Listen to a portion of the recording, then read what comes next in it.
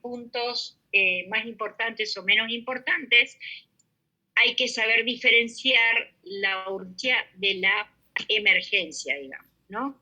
Pero bueno, hay errores en las urgencias que en general nosotros no los capitalizamos, pero que hay que tenerlos en cuenta, porque un error en el diagnóstico clínico, un retraso en el diagnóstico, una falta de atención en algunos datos de la anamnesis directa o de la anamnesis dirigida, son direccionadas, digamos, a un tercero, eventualmente si no puede responder el implicado, digamos, o el afectado.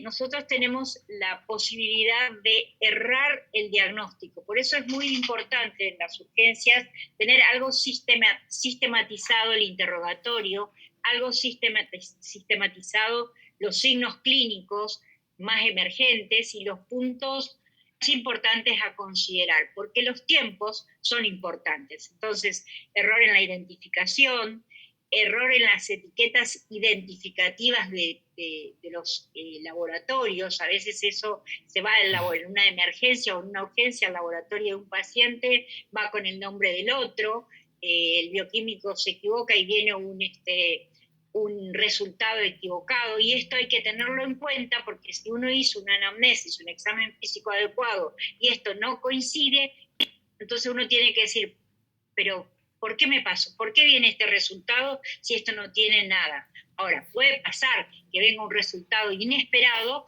de un examen físico, de una anamnesis en una urgencia o emergencia. Pero si ocurre esto, tenemos que tener alerta para poder identificar si el error estuvo en nuestro interrogatorio, en nuestro examen físico, al no poder detectar, digamos, algo coincidente con el laboratorio, o hubo un error de laboratorio. También hay algunos errores relacionados con la valoración del estado general del paciente, por ejemplo, una demora peligrosa, una alta prematura. Entonces hay algunos conceptos importantes, como qué es la medicina de urgencia y qué es la medicina de emergencia. La urgencia, como tal, es aquella condición que en opinión del paciente, de su familia o quien quiera que asuma la responsabilidad de la demanda, requiere una asistencia inmediata. Eso es urgencia. Para el paciente es una urgencia. Pero la emergencia es ya una definición nuestra, porque es la circunstancia donde la acción nuestra, que debe ser inmediata, puede poner en peligro la vida del paciente porque corre riesgo de daño de un órgano blanco muy importante. Entonces, la definición de urgencia es como, no es que es más lábil, pero puede no ser emergencia. La urgencia es para el familiar o para el que lo trae o para el que viene a pedir una atención, es una urgencia y debe ser atendido. Y esto es muy importante cuando nosotros ponemos, después vamos a ver para la valoración de los triajes. Estos escenarios se visualizan no solo en el ámbito hospitalario, no es solo en el Hospital Cuye, no solo en el Hospital Iturrapé, porque en un CAS también puede haber una urgencia. Traigo porque se quemó. Para el que trae el quemado es urgente. Lo que nosotros vamos a establecer de acuerdo al grado de compromiso de superficie corporal que tiene quemada, si es una urgencia o es una emergencia, porque está en peligro la vida. Esto hay que tenerlo muy en cuenta y esto se aplica mucho en las situaciones de catástrofe. Las urgencias absolutas, entonces hay un riesgo vital, el tratamiento es inmediato, y hay algunos casos que vamos a ver nosotros en la parte de ejemplos clínicos que van a tenerlo durante los distintos pasos que vamos, distintos seminarios que vamos a ir pasando durante este cursado, y las relativas es cuando el riesgo no es vital, sino que hay una gran preocupación, hay una gran ansiedad, pero no hay, digamos, no hay un riesgo de muerte inmediata o de daño inmediato de un órgano importante. Las premisas de la urgencia y emergencia que es importante tener en cuenta es la regla de las T. Priorizar a través de un triage, tratar, hasta dónde debo tratar, y transportar, para dónde debo transportar. No debo recoger, no debo correr, debo clasificar gravedad para tratar prioridades y tratar solo lo que es necesario para transportar. Debo clasificar para evacuar prioridades. Esto es muy importante tener en cuenta. La regla de las ni correr, ni recoger, ni quedarse y jugar. Recordar, clasificar gravedad para tratar prioridades, tratar solo lo necesario para transportar y clasificar para evacuar prioridades. Son las reglas muy importantes a tener en cuenta en la urgencia y en la emergencia. Es importante no olvidar que toda institución tiene que tener un comité de seguridad clínica multidisciplinar con representación médica de los distintos estamentos, de enfermería, personal no sanitario, y esto debe conformar un grupo de seguridad clínica en el hospital para desarrollar actividades formativas permanentemente de los miembros que integran ese tipo de emergencia para formar y capacitar y recordar permanentemente las premisas. Definir bien los objetivos de trabajo, los cronogramas e indicadores. No es preciso establecer grandes y numerosos objetivos, sino lo que hay que hacer. Seguridad es una de las cosas muy importantes a tener en cuenta. Ausencia de lesiones por accidentes que nosotros podamos causar por no tener ordenadas las cosas dentro del ámbito o escenario de la urgencia. Eso sería seguridad para el paciente. Evitar accidentes, eventos que produzcan perjuicio en un determinado sistema, impidiendo que los resultados sean los deseados. Además, evitar el error, la acción fallida que no se realiza tal como se planificó. Y esto es por falta generalmente de capacitación. Yo me voy a tomar una guardia. Guarda con eso, sobre todo cuando recién se gradúan. Te ofrecen una guardia en tal lugar, guarda con quedarse solos en una guardia si no tienen competencia y no están capacitados, porque la urgencia y la emergencia ocurre en cualquier lugar, no solo en la guardia de los hospitales. El evento adverso, muy importante a tener en cuenta, la lesión o daño que se produce como resultado de una intervención sanitaria y que desencadena una discapacidad. Porque no hice esto, se generó esto, y esto generó una discapacidad mayor. Guarda con esto porque en la emergencia pasa mucho y cada vez se mide más, sobre todo aquellas instancias, como le dicen unas guardias, saben, de rapiña, que son los legalistas, que están mirando el error para poder juzgar. Hay que tener muy en cuenta una sucesión de errores puede provocar un evento adverso.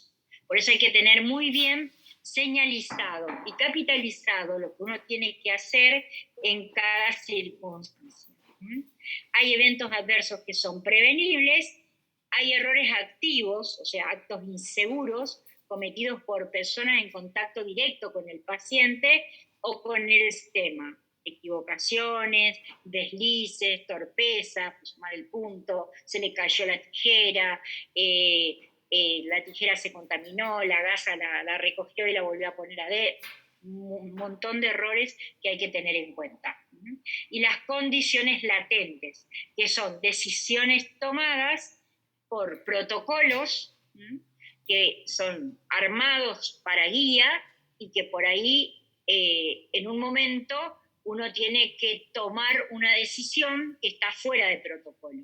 Y esto a veces necesita de una capitalización de experiencia que por eso en las guardias en general es muy importante tener el contraseguro de un refuerzo de alguien que tenga cierta experiencia o camino recorrido. Tendría que ser al revés, entonces. En las guardias tendrían que ir los médicos más más años de ejercer, ¿no? Los más jovencitos. En realidad deben estar los jóvenes, pero capacitados. ¿Mm? La respuesta a las cuestiones pautadas y bien reglamentadas son las que salvan vidas. Porque cuando vos haces el ABC y lo conocés muy bien al ABC, las primeras 2 horas salva un montón de vidas.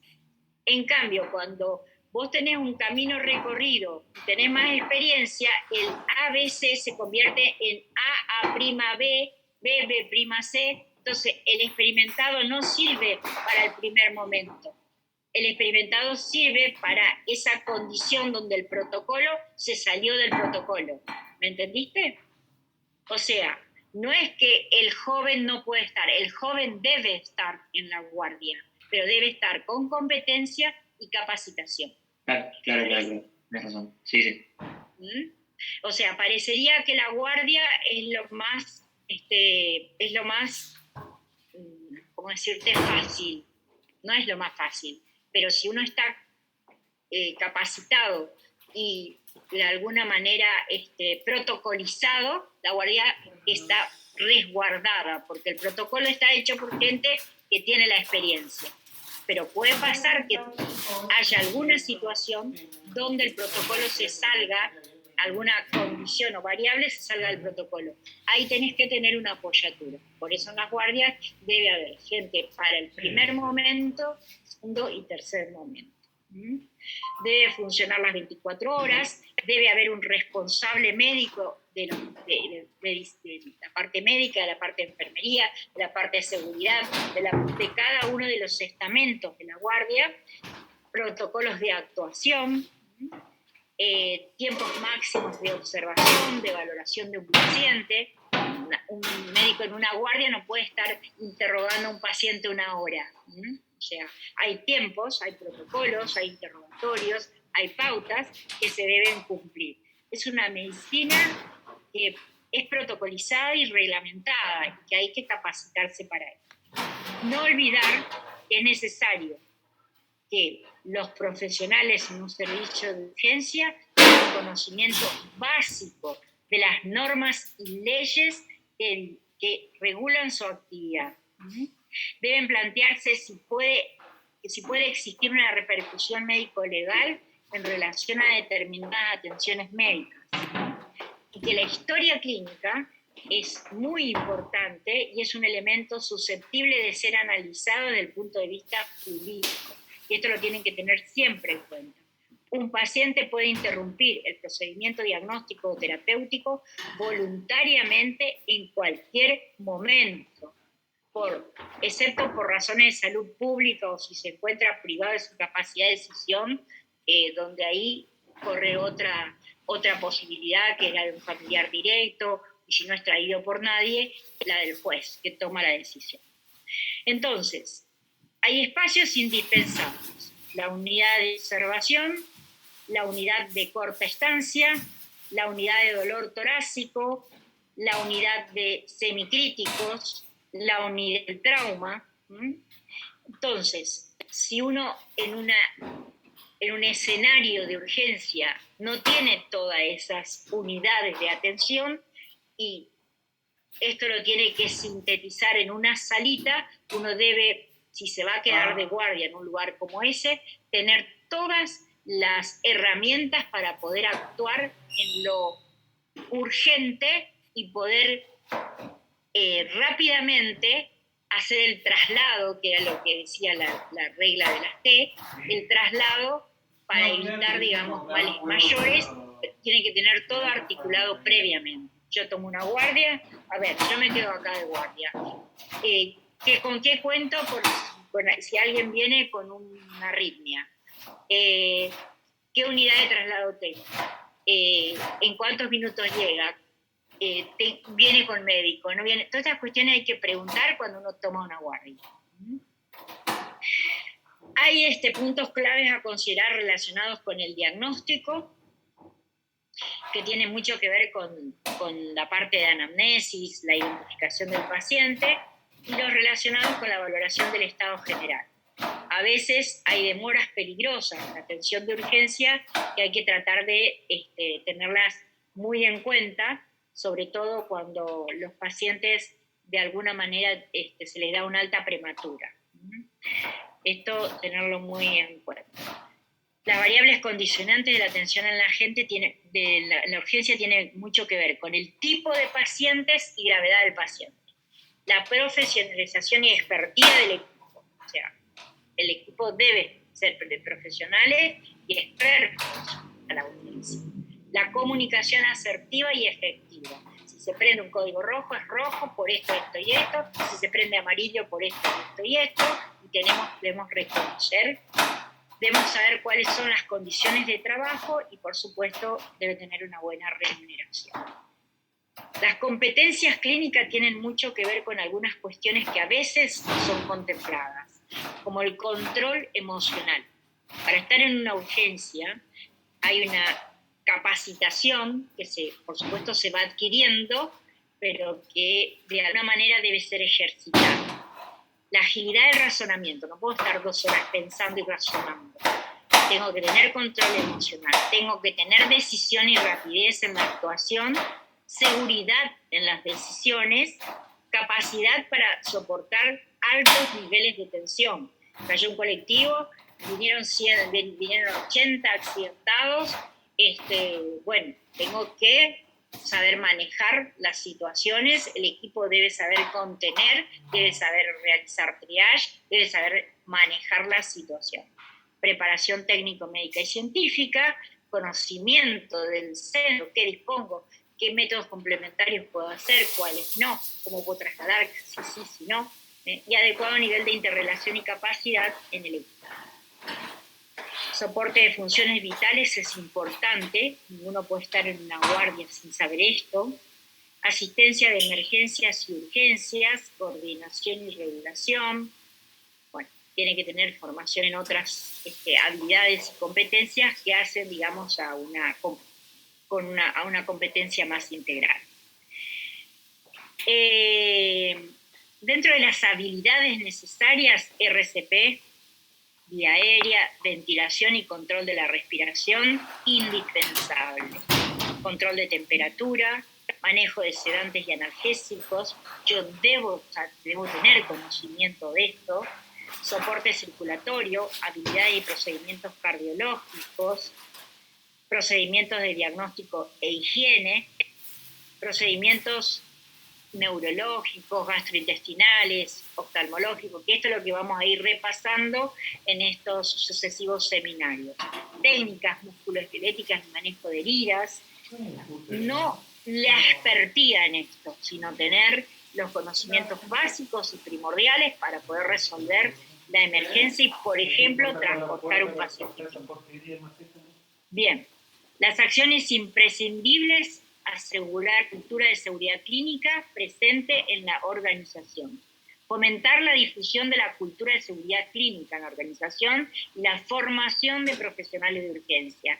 Si yo tengo poca capacitación, debo formar. Si tengo profesionales que ingresan, ya sean enfermeros, admisionistas, que ingresan al sistema, deben pasar por una capacitación. Hoy hablábamos en el CEMAFE, la capacitación de bienvenida, les propuse yo. O sea que cuando alguien empieza a trabajar en un área donde no conoce, debe tener una capacitación de bienvenida, o sea, saber dónde va a actuar y cómo actuar. Asegurar la comunicación, establecer sistemas de análisis y facilitar herramientas para compartir las experiencias y el conocimiento. Bueno, yo después les paso un montón de bibliografía que vamos a poner para que cuando tengan tiempo libre y tengan ganas, puedan leer, interiorizarse de esto. Hay artículos muy interesantes que les vamos a poner, como un manual de urgencias, algunos links que ustedes van a poder leerlo como para poder... Esto es muy importante, este cuadrito que lo tengan en la cabeza, que tanto en atención primaria como en atención especializada, existe un circuito en servicio de urgencias que es muy importante tenerlo bien aceitado. Cuando entra a una sala de agudos,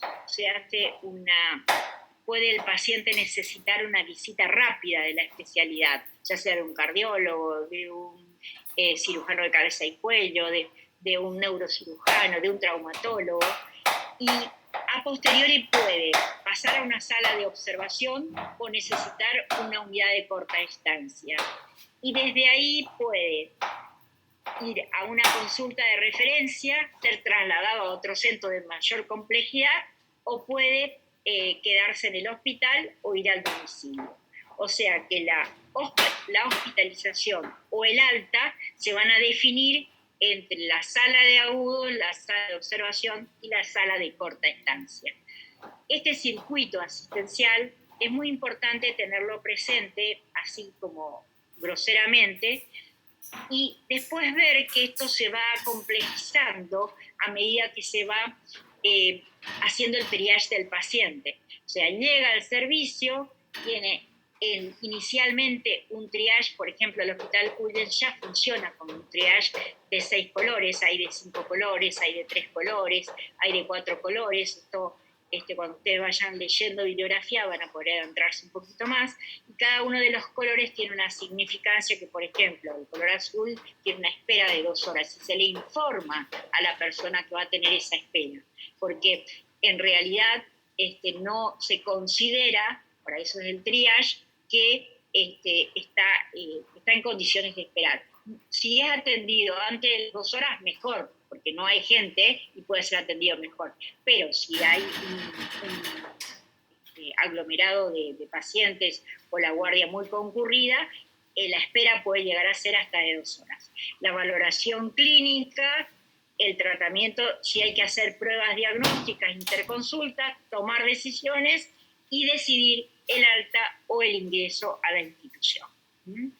De acuerdo a los niveles de gravedad, nivel de urgencia, la categoría y el tiempo de atención, son los colores que se utilizan en las salas de triage. Hay un triage avanzado, hay un triage multidisciplinar. El triage avanzado, en general, se hace en situaciones de shock room, o sea, en pacientes muy graves, y el triage multidisciplinar también, porque mientras que se va haciendo una vía, se va haciendo la valoración del trauma, se va haciendo la valoración cardiológica, o sea, esto muchas veces en el shock room sobre todo se ve triage multidisciplinar. Bien.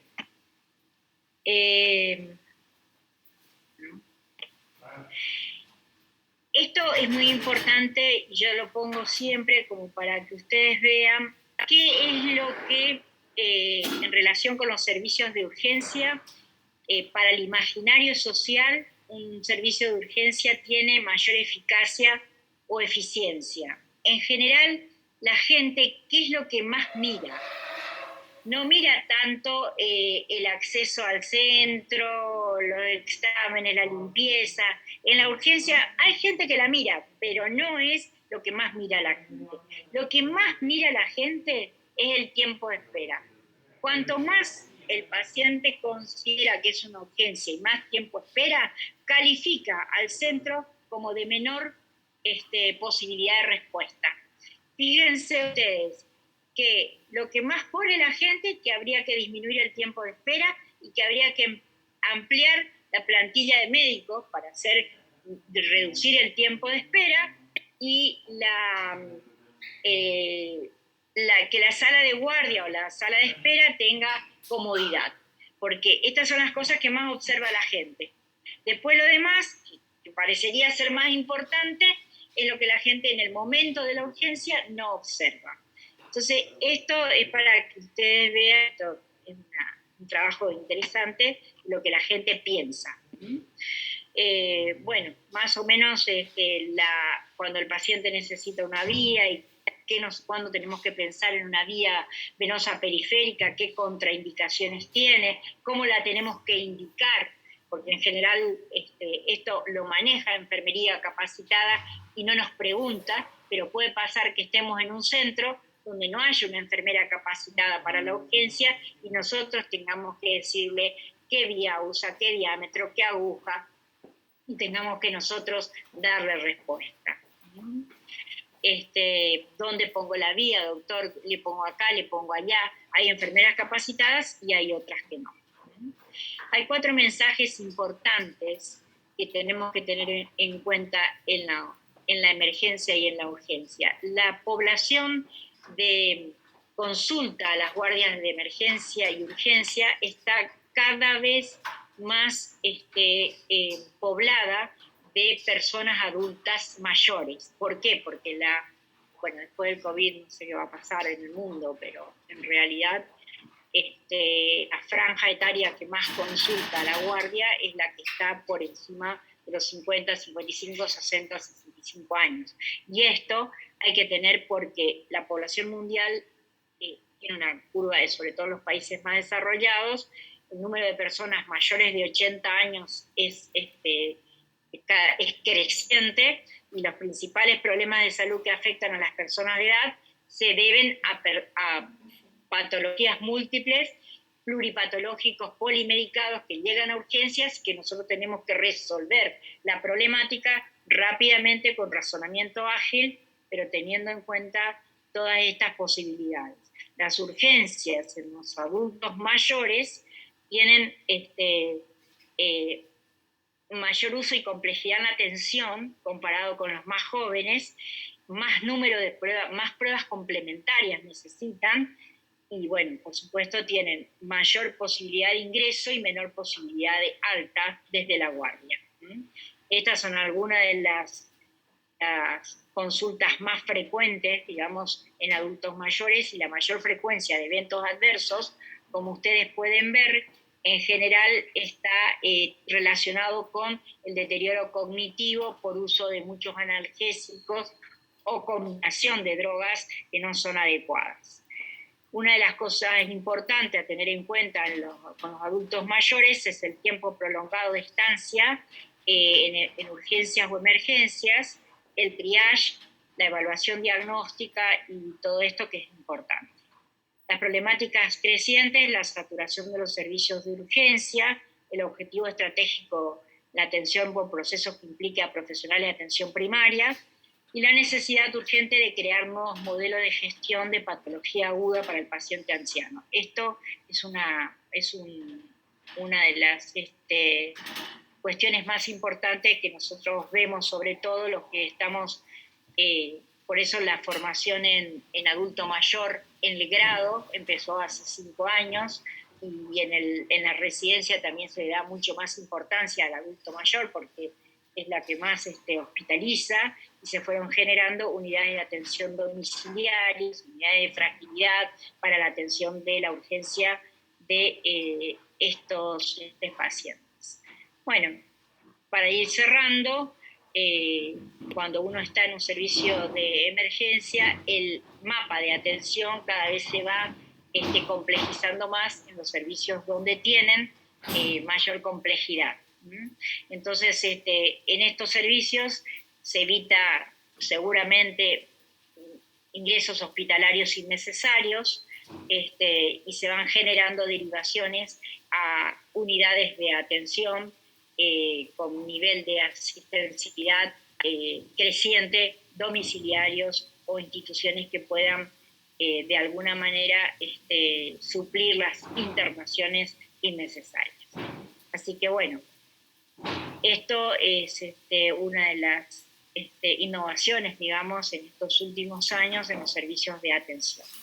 Es muy importante tener en cuenta que la edad y los scores que se utilizan para la atención en la urgencia son importantes, como el score de Charson en el caso del anciano frágil, el score de fragilidad, el score de pluripatología, que es el Charson, para ver la posibilidad de sobrevida y de posibilidad de uno de los mejores predictores de mortalidad en el caso de pacientes pluripatológicos sigue siendo que ya fue demostrado ahora hace poquito, un trabajo que salió donde asegura esto que yo les puse acá.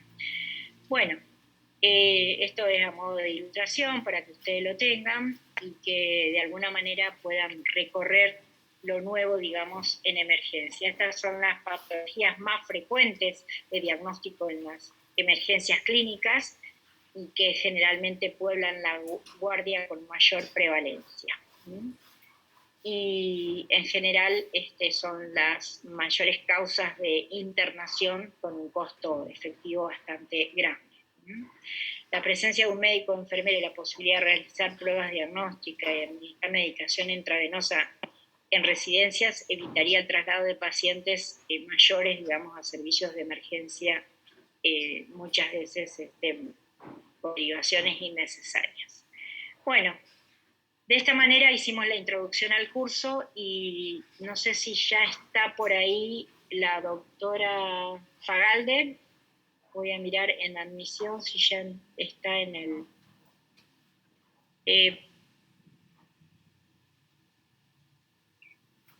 Hola, buenas noches. Bien. ¿Qué tal? ¿Puedes compartir, Daniela? Así bueno. Hola, Alejandra, ¿cómo estás? Lisa, ¿cómo estás? Vamos. Todo bien. Ahora empieza el rally de ORL, pero la idea un poco es pautas generales de algo que ustedes ya fueron dando en las distintas actividades. Creo que ahí tenemos pantalla completa, ¿puede ser? Sí, Dani, se ve bien. Bueno, bárbaro. Bueno, chicos, nosotros con la doctora Bortoluzzi planteamos esta clase a través de casos clínicos, ¿sí? De situaciones que nos podemos encontrar en una guardia de atención primaria. ¿Cuáles serían las conductas que ustedes deberían tomar? ¿Sí? Bueno, empezamos con el rally, dijo la Ale. Bueno, este es el caso número 1, en donde les presentamos un paciente que sufrió un traumatismo en el pabellón auricular y se presenta con dolor, con edema y eritema. Si ustedes ven acá, donde marca el cursor, ven una gran, o sea, si nosotros tocaríamos esto, veríamos una gran fluctuación del pabellón auricular. Recuerden que el pabellón auricular está constituido por tejido cartilaginoso y este tejido cartilaginoso está cubierto por la piel. Y el cartílago se nutre por indivisión. Por lo tanto, si nosotros sospechamos en nuestro diagnóstico que esto es un otohematoma ante un traumatismo y con esta fluctuación y esta imagen, no podemos hacer otra cosa, chicos. Nosotros tenemos que saber que la conducta de esto va a ser drenarlo. Siempre tengan en cuenta que si ustedes no drenan un otohematoma, lo que va a suceder es que el cartílago se va a necrosar, ya que este se nutre por la indivisión de la mucosa, y si no se nutre, muere. Entonces, ante una tumoración, como la que pueden ver acá, ¿sí? Tenemos que proceder a la evacuación. Se puede hacer bajo punción aspiración o se puede hacer con un pequeño corte. Drenen siempre bien el hematoma con compresión y siempre hay que hacer un vendaje compresivo. Recuerden que a esto sí le vamos a poner un antibiótico y vamos a pedirle que haga una consulta con el especialista, lógicamente. Pero en la atención primaria la conducta es drenarlo, chicos. Bueno, al final después de los casos, si quieren hacemos consultas de las preguntas que les surjan, ¿sí? Bueno, en este otro caso tenemos la presencia de un paciente con notalgia, con hipoacusia y con otorragia. Luego de la introducción de un elemento punzante en el oído, ¿sí? Un cambio brusco de la presión, por ejemplo, en una actividad acuática, que en nuestra laguna es frecuente, ante la caída en el agua se puede producir un cambio brusco de presión en el oído, si caemos con el oído, o en una pileta, y esto puede producir una perforación del tímpano. Como pueden ver en estas imágenes, hay una pérdida de la solución de continuidad de la membrana timpánica. En esa pérdida de solución de continuidad de la membrana se ve claramente que es una perforación de la membrana. Bueno, ante esta imagen, ante la otomicroscopía, ante la otoscopía, que nosotros en guardia la vamos a hacer con un otoscopio, ustedes tienen que saber cuál es la conducta a tomar en una atención primaria. Primero que tenemos que saber es que este paciente no debe mojarse el oído. A este paciente no debemos ponerle antibiótico, porque esto no es una infección, es un traumatismo de la membrana timpánica. Entonces, nada de gotas, nada de antibiótico, ¿sí? Y la sugerencia es no mojar el oído. La membrana timpánica tiene una gran capacidad de restablecerse, de reepitelizarse. Obviamente que este paciente lo va a seguir en consultorio el especialista y como especialistas nosotros lo esperamos la reepitelización, si es un oído sano, esperamos la reepitelización 60 a 90 días de esta membrana timpánica. Entonces, repetimos, ante la otoscopía con la perforación de una membrana timpánica, vamos a pedir estudios audiológicos, que se lo pueden pedir o no por guardia y se lo pide luego el especialista. No vamos a poner gotas, no vamos a hacer placas radiográficas porque no nos va a aportar ningún dato que sirva para esta situación. No vamos a poner antibióticos vía oral, chicos. La conducta es constante. Y siempre la sugerencia es no mojarse el oído, ¿sí? O sea que este paciente no puede ir a natatorios, cuando se baña tiene que tener el recaudo de no mojar el oído. Que si entra agua al oído medio, ahí sí vamos a tener que poner antibióticos porque va a producirse una otitis media aguda. Bueno, este caso, chicos, es muy importante ya que es una complicación, el 30% de las complicaciones de las otitis medias. Acá tenemos la foto de un neonato, ¿sí? Que presenta antecedentes de otitis media de 15 días de evolución, agrega un despegamiento, ¿sí? Hacia abajo y adelante del pabellón auricular, se presenta con fiebre y con dolor local. A la automicroscopía, ustedes van a ver una membrana ajamonada y que abomba.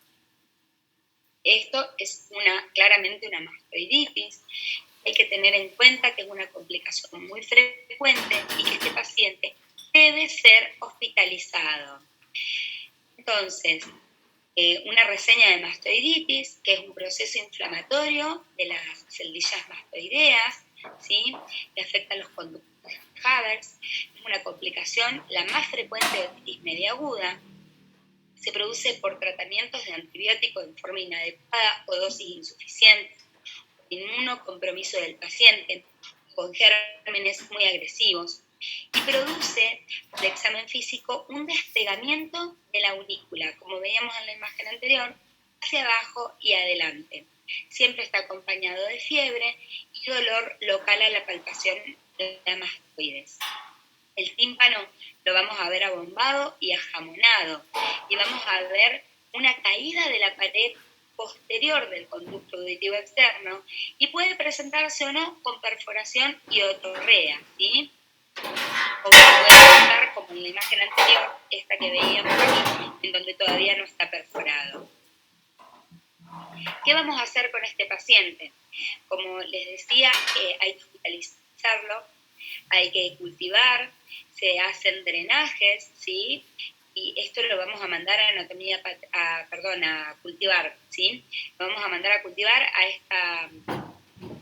este material, ya es muy tarde, perdón, lo vamos a mandar a cultivar a este material. Se puede hacer una punción desde el conducto auditivo y también se pueden hacer limpiezas a través desde la mastoides. Tener en cuenta que en los niños siempre esto se va a hacer bajo sedación y en quirófano, ¿sí? Le vamos a pedir una tomografía axial computada y el manejo va a ser junto con los ORL y los clínicos. El infectólogo, perdón. Bueno, este otro caso, vamos a ver un paciente que presenta un traumatismo nasal. Siempre repetimos en la clase de insuficiencia ventilatoria nasal, vemos traumatismo nasal, en este caso porque es importante que ustedes lo sepan diferenciar para que no produzca complicaciones. Un paciente que presenta un traumatismo, que puede ser un niño, puede ser un adulto, no presenta laterorrhina, ustedes ven la pirámide nasal sin ninguna particularidad. Como siempre hablamos, la nariz está constituida por la pirámide nasal, el tabique nasal. Si nosotros hacemos la rinoscopía anterior, vemos el tabique y vemos los cornetes. Habitualmente en la rinoscopía anterior lo que vemos son los cornetes inferiores. Y si nosotros vemos que ante un traumatismo nasal, la pirámide nasal no tiene ninguna particularidad, siempre recuerden levantar la punta nasal y hacer la rinoscopía anterior, que con una buena luz y el dedo, levantar la punta nasal, se van a dar cuenta si hay o no un despegamiento de la mucosa del tabique que presente un hematoma, pero de tabique. Como hablábamos en el hematoma de oído, acá sucede lo mismo, chicos. La parte anterior del tabique nasal está constituida del cuadrangular, es cartílago. La parte posterior es la lámina perpendicular del etmoide. Si nosotros lo vemos en forma lateral, sería el cartílago cuadrangular, y hacia atrás articula con lámina perpendicular del etmoide. Como ven, la parte de adelante es cartilaginosa y se nutre por inhibición de la misma forma que pasa en el cartílago de la concha auricular. Por lo tanto, si ven un hematoma, no tengan miedo a no verlo, no tengan miedo a hurgar la nariz atrás. Al levantar la punta nasal, como muestra esta imagen, que es un dibujo pero es muy claro, ustedes van a ver si hay un hematoma en el tabique. Con el antecedente de traumatismo, si ustedes ven un hematoma, una masa roja, vinosa, que ustedes la tocan y fluctúa, es un hematoma. Chicos, hay que drenarlo para evitar la necrosis del cartílago cuadrangular nasal. Siempre que drenen, tanto en el oído como en la nariz, esto se hace con una función aspiración, es muy sencillo, y siempre que drenen, tienen que lograr que la mucosa se pegue al cartílago. Como nosotros decíamos en el oído, hacemos un vendaje. La nariz tienen que hacer un taponaje anterior, ¿sí? Tienen que poner una mecha, tienen que poner un dedo de guante con adentro una goma espuma, pero tienen que lograr que la mucosa quede pegada al cuadrangular para que se pegue nuevamente. Siempre que obstruyen, recuerden poner antibióticos, ¿sí? A este paciente, miren, lo pueden ver claramente, o sea, con el solo hecho de levantar la punta nasal se dan cuenta que está el hematoma. Drenaje, taponaje compresivo y antibiótico. Bien. Bueno, Li, ¿vos querés seguir con los próximos casos? Dale. Vamos con el 5. Sí, Yo te corro las pantallas, dale. Bueno, el caso 5 sería un paciente que fue intervenido quirúrgicamente de amigdalectomía, que consulta por guardia por una hemorragia, lo que es la loge amigdalina. ¿Sí? Esto es muy frecuente de ver, que a veces son, diríamos, hemorragias que son muy leves, ¿sí? que por ahí el médico de guardia, digamos, las pasa desapercibida, y a veces son, digamos, importantes. Las hemorragias después de una amigdalectomía pueden ser primarias o secundarias. Las primarias son las que se dan en las primeras 24 horas de postquirúrgica y que siempre se relacionan con la técnica quirúrgica. Y las secundarias son las que ocurren entre 24 horas y el 10º día postquirúrgico, que es cuando, o sea, la loge amigdalina, cuando saca la amígdala, cicatriza con una escara. Entonces muchas veces, más o menos entre el 7º y el 10º día, esa escara cae y genera, digamos, lo que es el sangrado. Al examen físico, ¿ustedes qué van a ver? Van a ver una sangre roja rutilante, puede manifestar el paciente hematemesis, y bueno, si es grave o si lleva, digamos, muchas horas de evolución, inclusive puede llevar a lo que es alteración del estado hemodinámico, sobre todo, diríamos, en los chicos que tienen, diríamos, una menor bulimia, o sea, los pueden llegar a descompensar. ¿Cómo hacen el diagnóstico? Con la observación directa, ¿sí? Y en cuanto al tratamiento, siempre comunicarse con el paciente, con el médico, diríamos, que operó, diríamos, al paciente, ¿sí? Yo siempre les digo que tienen que tenerlo en cuenta, sobre todo en el niño, que por ahí uno cuando lo ve en la guardia parece, digamos, una hemorragia sin importancia o muy escasa, pero si uno la suma, diríamos, en el transcurso del tiempo y horas, puede llegar, digamos, a comprometer el estado hemodinámico del paciente, ¿sí? Así que siempre tenerlas en cuenta y, bueno, y llamar al otorrino como para que el especialista la pueda resolver. Una aclaración, Ronnie, una aclaración que es importante, porque muchas veces consultan cuando es un postquirúrgico, muchas veces se asustan los pacientes que piensan que hacen placas. Común en los pacientes, a veces no le aclara el médico que lo opera que van a ver la garganta blanca y eso es fibrina. La mucosa cicatriza con fibrina y se pone todo blanco. Y eso en realidad es la cicatrización normal, es como la coloración de una afta, es blanca. Y ustedes van a ver que tienen las dos loges, donde nosotros sacamos las amígdalas, todo blanco, y no es que el paciente haya hecho placas, ni que sea una infección, ni que sea un hongo o una cándida, sino que es la propia cicatrización de las loges amigdalinas, ¿sí? Bueno, como dijimos, llamar al otorrino, o sea, que realizó, digamos, lo que es la intervención, siempre pedimos un prequirúrgico nosotros, pero en caso que el paciente esté sangrando, se pide un hematocrito como para ver si realmente fue, diríamos, o está siendo importante lo que es la pérdida de sangre. Una vía periférica, ayuno, ¿sí? Porque estos pacientes, o sea, hay que reintervenirlos. Y bueno, controlar el tema de los signos vitales, ¿sí? Como para que el paciente no nos lleve, diríamos, a un shock hipovolémico, ¿sí?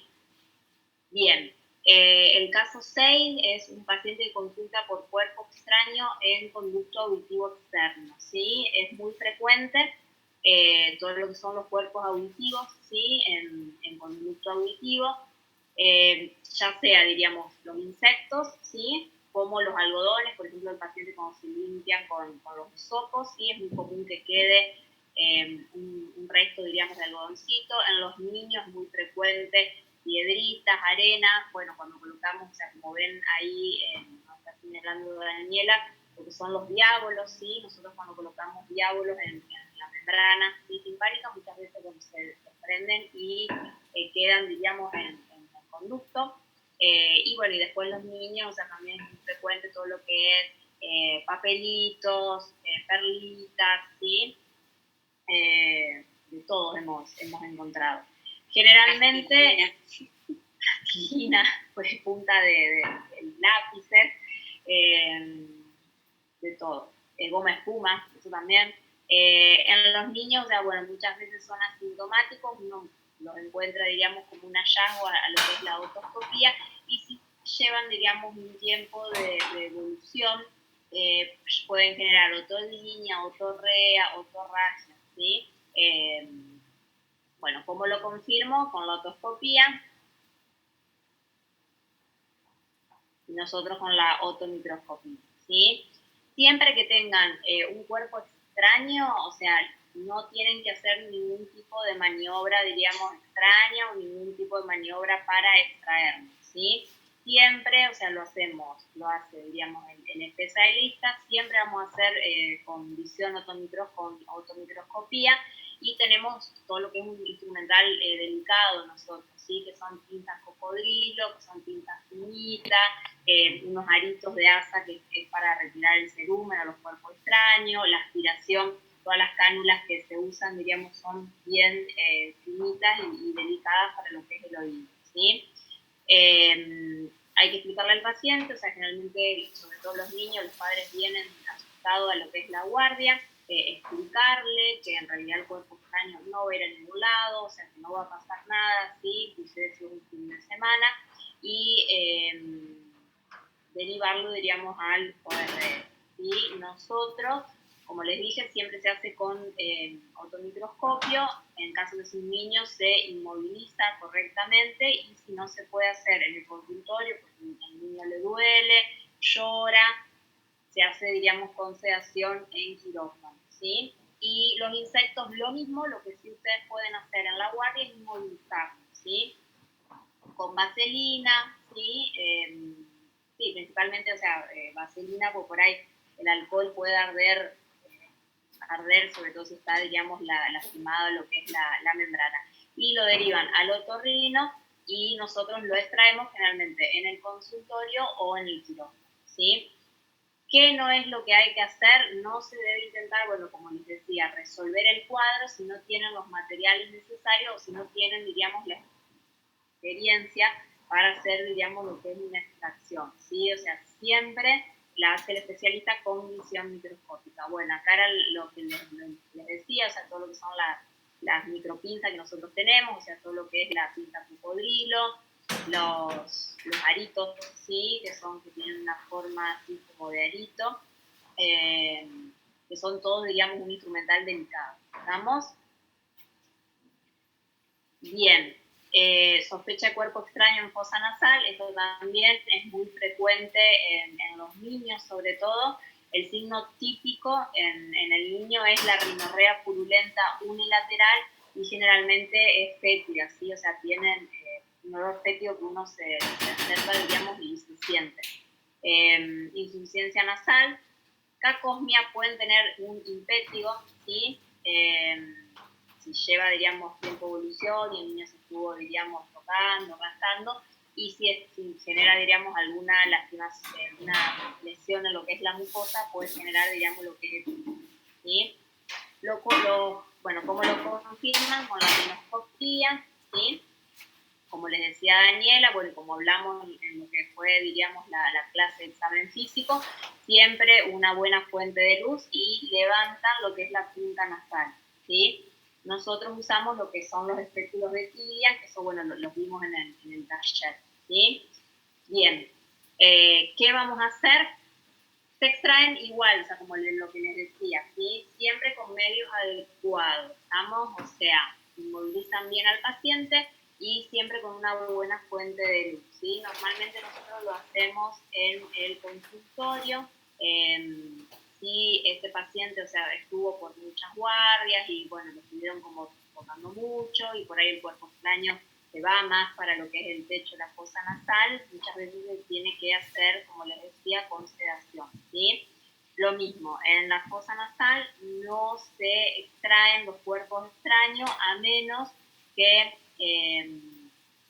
tengan, diríamos, al otorrino o, bueno, se tengan los medios, diríamos, necesarios. O sea, lo ideal siempre es derivarlo al especialista, ¿sí? Excepto que sea una pila botón, ¿sí? No sé si tenemos algo. Bueno, ahí se ven ganchitos, que se ven clips. Hemos sacado también de la nariz de todo. Pororó, goma espuma, perla. Las radiografías, bueno, se piden en caso que nosotros tengamos dudas, ¿sí? Que le hacemos, por ejemplo, la rinoscopía y no vemos, diríamos, el cuerpo extraño, ¿sí? Bueno, como les decía, entonces, los cuerpos extraños los saca el otorrino, le explican a los papás que no va a pasar nada, que el cuerpo, digamos, va a quedar ahí, ¿sí? Que no se asusten y, bueno, lo derivan a lo que es el especialista, ¿sí? La pila botón, ahí sí es realmente, diríamos, una urgencia porque, sobre todo, o sea, lo que es en la fosa nasal, porque como la nariz es húmeda, la mucosa, ¿sí?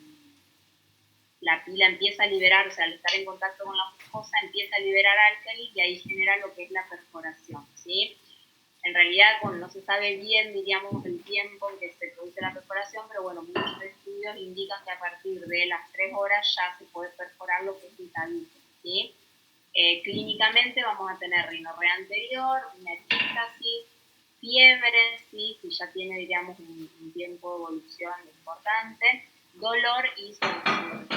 Todos, generalmente los papás vienen y se refieren, diríamos, que el niño se colocó, diríamos, una pila o que tiene, diríamos, un puente o algo y no la encuentran, ¿sí? Y siempre, bueno, como les decía, es una urgencia y debe ser extraída por un ORL. ¿Cómo lo confirman? Con la rinoscopía anterior, ¿sí? Si llegamos a tener dudas, se pueden pedir radiografías de senos paranasales y cavum, ¿sí? La imagen típica, cuando por ahí nos queda duda, pila tiene como un doble halo, ¿sí? Cuando ustedes ven, ahí se ve bien, tiene la pila botón, tiene como un doble halo, exacto, está buscando Daniel, ahí se ve bien, porque tiene un bordecito, claro, en cambio la pila botón es como más roma, ¿sí?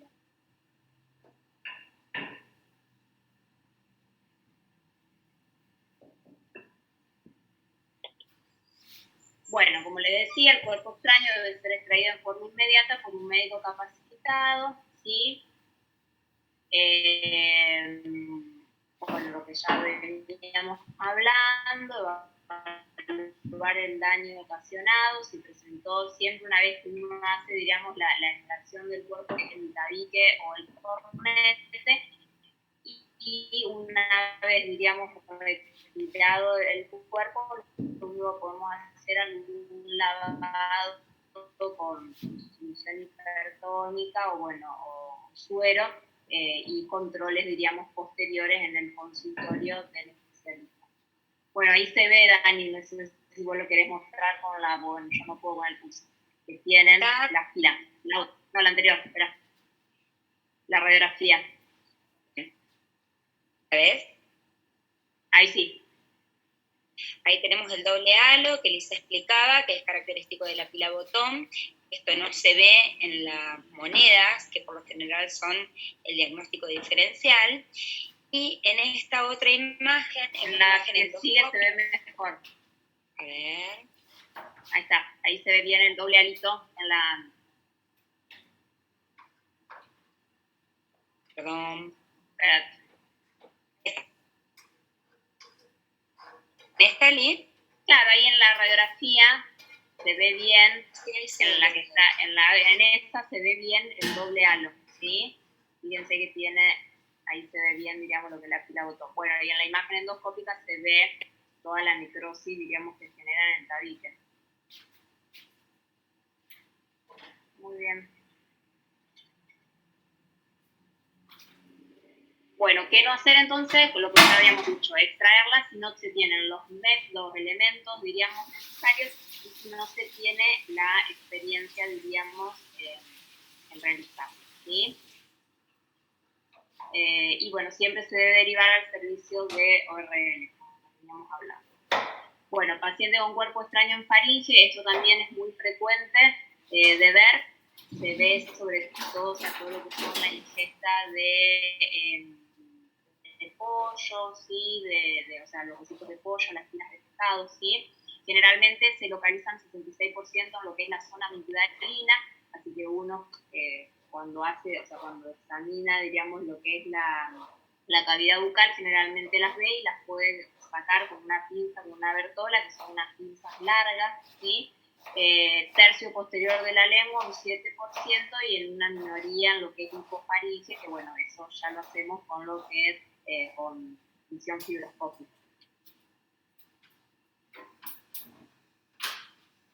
Bien, el paciente va a consultar sobre todo por una sensación de molestia, ¿sí? Te puntualiza y te dice bien, tengo dolor, sobre todo me hincha, ¿sí? Esa es la característica, diríamos, cómo lo describe el paciente, y sobre todo que el dolor aumenta al deglutir, una incapacidad para deglutir saliva, hipersalivación, disfagia, y bueno, ya cuando están localizadas, diríamos, en la región hipofaringe, ya diríamos, contactando con la región laringia, pueden llegar a tener una dificultad respiratoria, ¿sí? ¿Cómo lo confirmamos? Con visión directa, ¿sí? Con una buena fuente de luz, visión directa, y bueno, en caso de nosotros, de los otorrinos, en caso de no verla, diríamos, en lo que es pilares y bajo en lo que es base de lengua, se usa, digamos, lo que es la fibroscopía, ¿sí? Como hablamos en la primera clase de examen físico, acuérdense, siempre que nos queden dudas, o sea que, por ejemplo, nosotros hacemos, diríamos, la exploración directa de la cavidad oral,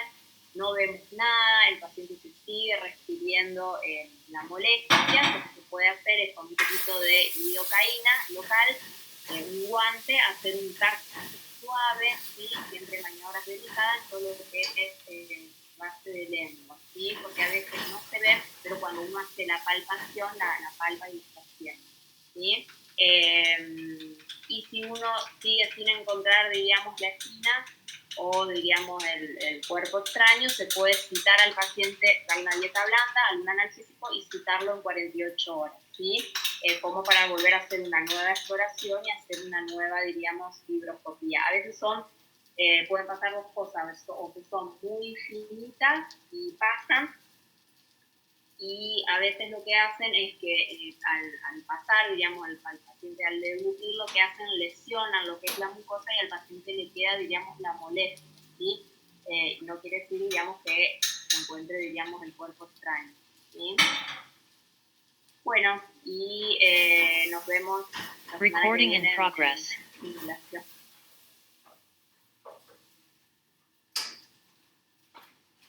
Bueno, chicos, si tienen alguna duda, si les gustaría preguntarnos algo.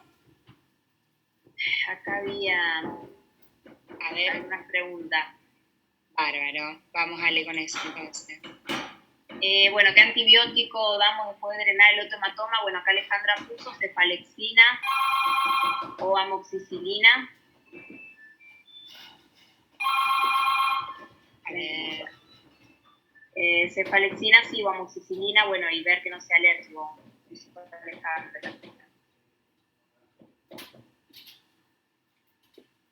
Me preguntaron un montón, perdón. A ver, ajá.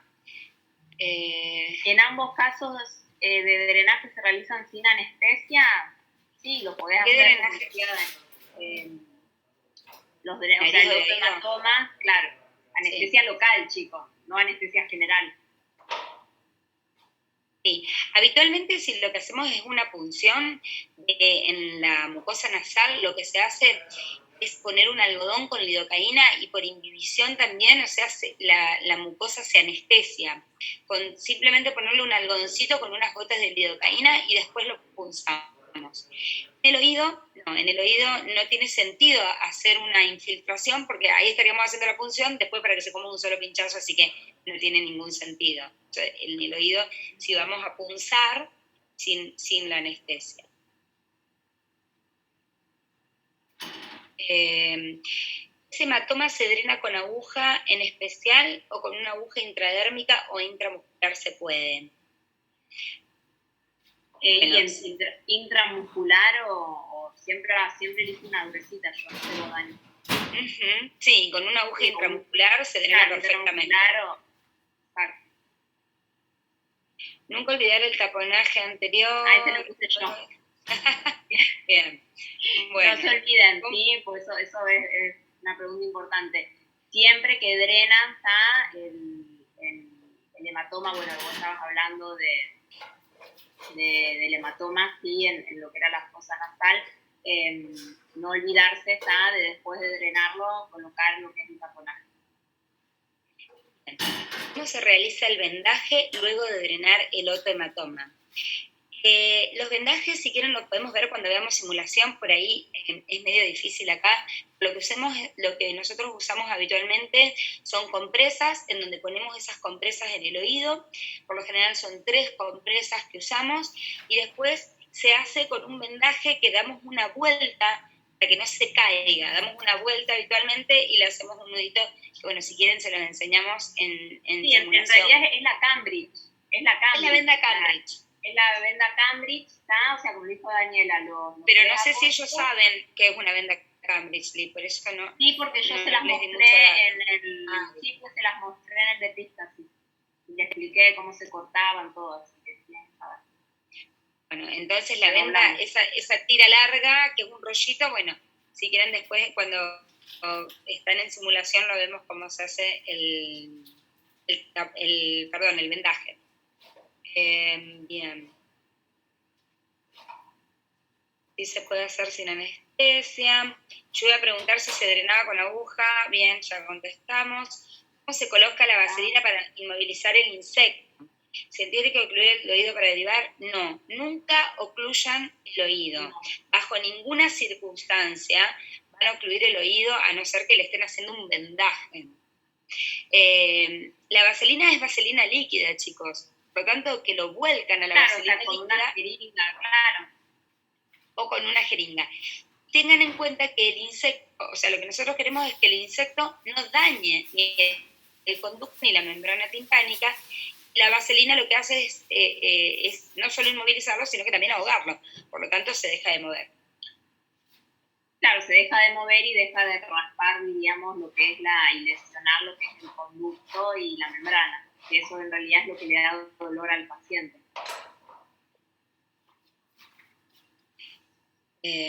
¿Las dudas presentes? Bien. Grado. Bien. Vamos a Perfecto. seguir, porque tenemos otras clasecitas, así que Perfecto. Muy bien. después vamos a ir haciendo otras preguntas. Lo que tengan pueden ir preguntando a ustedes en los talleres o en las actividades a los tutores también. Vamos a pasar ahora, Bueno, yo lo vi por ahí a Juan Pablo. Juan Pablo Fernández estaba por ahí. Yo lo vi hoy. Sí, estoy, Ale. Ahí me conecto. Listo. Los dejamos. Buenas noches y que sigan. Muchísimas gracias. Muchísimas gracias. Esperemos que haya sido todo grabado bien para que podamos reproducirlo y tenerlo quedamos a disposición. Muchas gracias. Bueno. Bien.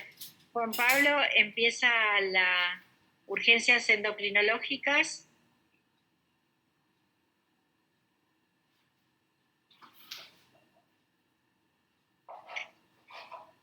No sé si se ve la pantalla completa. Sí, se ve. Sí. Perfecto. Bueno, vamos a hacerlo bastante rápido por la hora. Vamos a hablar un poquito de cetocidosis, estado hiperosmolar hiperglucémico no cetóxico y después de hipoglucemia. Con respecto a lo que es cetocidosis y estado hiperosmolar, como comparten algunas características, lo voy a dar juntos y voy a notar algunas diferencias que hay entre uno y otro. Como saben, la cetocidosis diabética y el estado hiperosmolar son emergencias que amenazan la vida del paciente, por eso lo estamos dando en este curso de urgencia, y pueden ser tanto en pacientes diabéticos tipo 1 como diabéticos tipo 2. La cetocidosis diabética se define por la tríada de hiperglucemia, acidosis metabólica y cetonemia, y el estado hiperosmolar es un síndrome hiperglucémico con elevada osmolaridad y deshidratación del paciente. La etiopatogenia de la epidemiología de ambos es que son poco frecuentes, pero el que más el que más mortalidad tiene es el estado hiperosmolar, que va entre el 10 y el 20%. Le tenemos mucho miedo a la cetoacidosis diabética, pero tenemos mayor mortalidad del estado hiperosmolar. La cetoacidosis diabética principalmente se presenta en pacientes jóvenes con poco autocuidado y soporte social. El 1% de los ingresos corresponden al estado hiperosmolar obviamente nosotros vemos con una presentación mucho más insidiosa el estado hiperosmolar y la cetoacidosis mucho más crítica. Pueden haber casos que sean intermedios, que no son netamente puros de cetoacidosis o estado hiperosmolar, y siempre tenemos algunos factores de riesgo que son los que van a predisponer a que estos pacientes compliquen con esta complicaciones agudas propiamente dicho. En el cetoacidosis, el mal control metabólico, los episodios de cetoacidosis previa, que estén en la etapa peripuberal, que tengan enfermedades psiquiátricas, un medio social adverso, que usen bombas de insulina en el embarazo, son factores de riesgo para tener cetoacidosis diabética. En cambio, para el estado hiperosmolar, que la diabetes tipo 2 sea como el reciente diagnóstico, o que esté negada, que sea un paciente de edad avanzada, que tenga insuficiencia renal, que viva en un hogar de ancianos, que esté confinado al lecho, o que use otros fármacos como los esteroides o nutrición enteral y parenteral. Como todas las urgencias endocrinológicas, siempre hay un factor desencadenante o precipitante del cuadro agudo. Las infecciones por lejos se encuentran, tenemos que buscar en un paciente que tiene una descompensación de su diabetes. También el no uso de la medicación o mal uso de la medicación. Como pueden ver, hay una lista mucho más grande de todas las causas que pueden producirlo. Principalmente, ¿qué tenemos que tener en cuenta? Que estos dos son los factores más importantes que predisponen: la insuficiente o falta de dosis de insulina, la enfermedad de infección, pero pueden haber otras cosas como le comentaba recién. aproximadamente una cuarta parte de los pacientes no se encuentra la causa. Respecto a lo que es fisiopatología, como pueden ver, por déficit, ya sea absoluto o relativo, es decir, absoluto por el debut, la omisión de dosis de insulina, y relativo, es decir, por infección o por estrés, hacen que disminuya la entrada de glucosa al interior de la célula, y esto hace que se produzca un aumento de las hormonas contrarreguladoras que van a aumentar la gluconeogénesis, la proteólisis y la lipólisis, que va a llevar a un aumento de los sustratos para la neoglucogénesis, y esto lleva a la hiperglucemia, y la acumulación de ácidos libres lleva a la producción de cuerpos cetónicos y acidosis en esto. Entonces, todo esto que les comenté recién, la cetocidosis es pura, en cambio el estado hiperosmolar, donde tiene todavía un poco de reserva pancreática de insulina, el paciente diabético puede detenerlo y no llegar a la cetosis, a la acidosis. Con respecto a lo que es la clínica, se va a caracterizar por poliuria, polidipsia, pérdida de peso, es más insidioso en el estado hiperosmolar, donde la clínica que va a estar con mayor frecuencia es la confusión o el estupor, es decir, los síntomas neurológicos y la deshidratación. En cambio, la cetocidosis es mucho más aguda y los síntomas que va a presentar son los de acidosis, dolor abdominal, náuseas, vómito, puede presentar respiración de Kussmaul y generalmente son diabéticos tipo 1, en cambio en el estado hiperosmolar diabéticos tipo 2. La deshidratación grave puede llevar a la hipotensión, taquicardia, disminución del nivel de conciencia, incluso el coma. Por eso muchas veces lo llamaba coma hiperosmolar no cetóxico o el coma diabético, le decían, porque puede presentar esta clínica, terminar en la muerte, por eso hablábamos de mortalidad al inicio. Este es un trabajo que muestra cuáles eran los síntomas que más presentaban los pacientes con estado hiperosmolar y cetocidosis. El dolor abdominal era el que predominaba en los pacientes con cetocidosis, y los síntomas neurológicos de la deshidratación en el estado hiperosmolar, como les comentaba recién. Esto que ven acá es una paciente que tiene respiración de Kussmaul, como pueden ver, desde semiología. Que tenga una paciente respiración de Kussmaul habla de que el pH de la paciente es menor a 7,10. Entonces, si estamos con una paciente que tiene una hiperglucemia por hemoglucotés y tenemos una respiración de Kussmaul, seguramente está acidótica, y si estamos en un lugar donde no tenemos la posibilidad de hacer un estado ácido-base hasta llegar a un centro de mayor complejidad, uno podría arrancar con el tratamiento porque seguramente el pH está, como le comentaba recién, por debajo del 7,10. Respecto a lo que es el diagnóstico es bioquímico. Como pueden ver, hay una clasificación de cetoacidosis leve, moderada, severa. En esto hay alguna disconcordancia entre la bibliografía. Como pueden ver acá, yo le puse el diagnóstico según las guías americanas, incluso acá las guías europeas, y la diferencia hay que este usa el bicarbonato menor a 18, en cambio estas guías menor a 15, entonces pueden ver que en algunos libros que hayan leído, ya sea el Farreras o que es español, o el Harrison, que es de Estados Unidos, lo que van a notar es esa diferencia.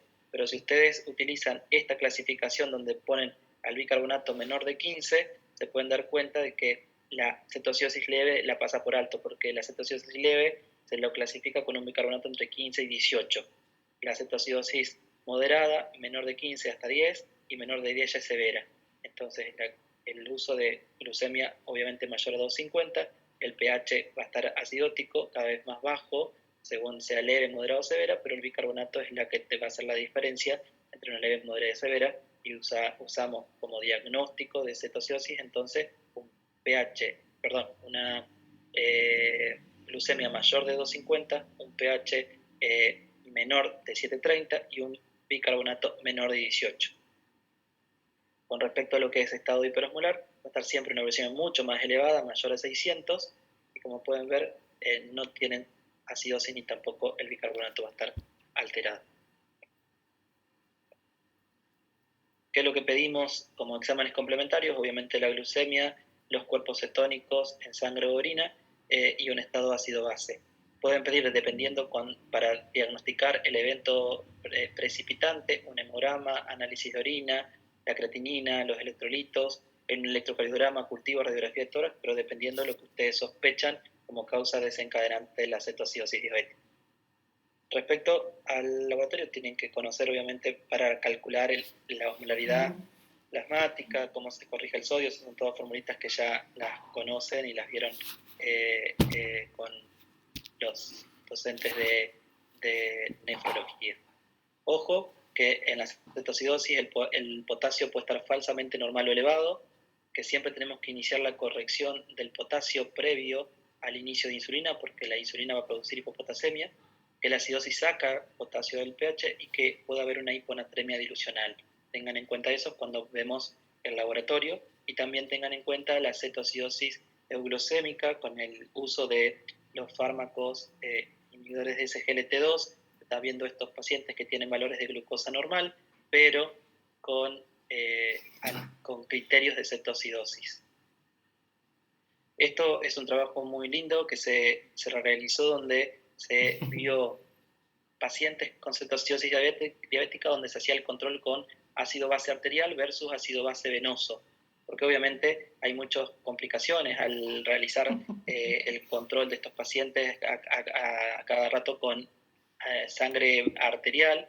El dolor que produce también es muy importante, entonces los pacientes muchas veces no lo toleran, y se vio que hay una correlación muy similar al sacar pH arterial del venoso, porque obviamente el oxígeno es lo que va a marcar la diferencia entre el pH arterial, el ácido base arterial y el venoso. Entonces acá, como necesitamos ver el pH y el bicarbonato, uno podría realizar el control con gases venosos sin ningún problema. Entonces, obviamente, esto es lo más importante, monitorización frecuente del paciente, porque hay que ir controlándolo. ¿Qué controlamos? Corregir la deshidratación, la acidosis metabólica, la hiperglucemia y los electrolitos. Identificar la comorbilidad, que fue el efecto desencadenante, porque si no encontramos este factor, no vamos a salir nunca de la complicación. Y obviamente prevenir complicaciones como la hipoglucemia, hipocalemia, edema de pulmón y el edema cerebral por una mala corrección de la cetoacidosis o el estado hiperosmolar.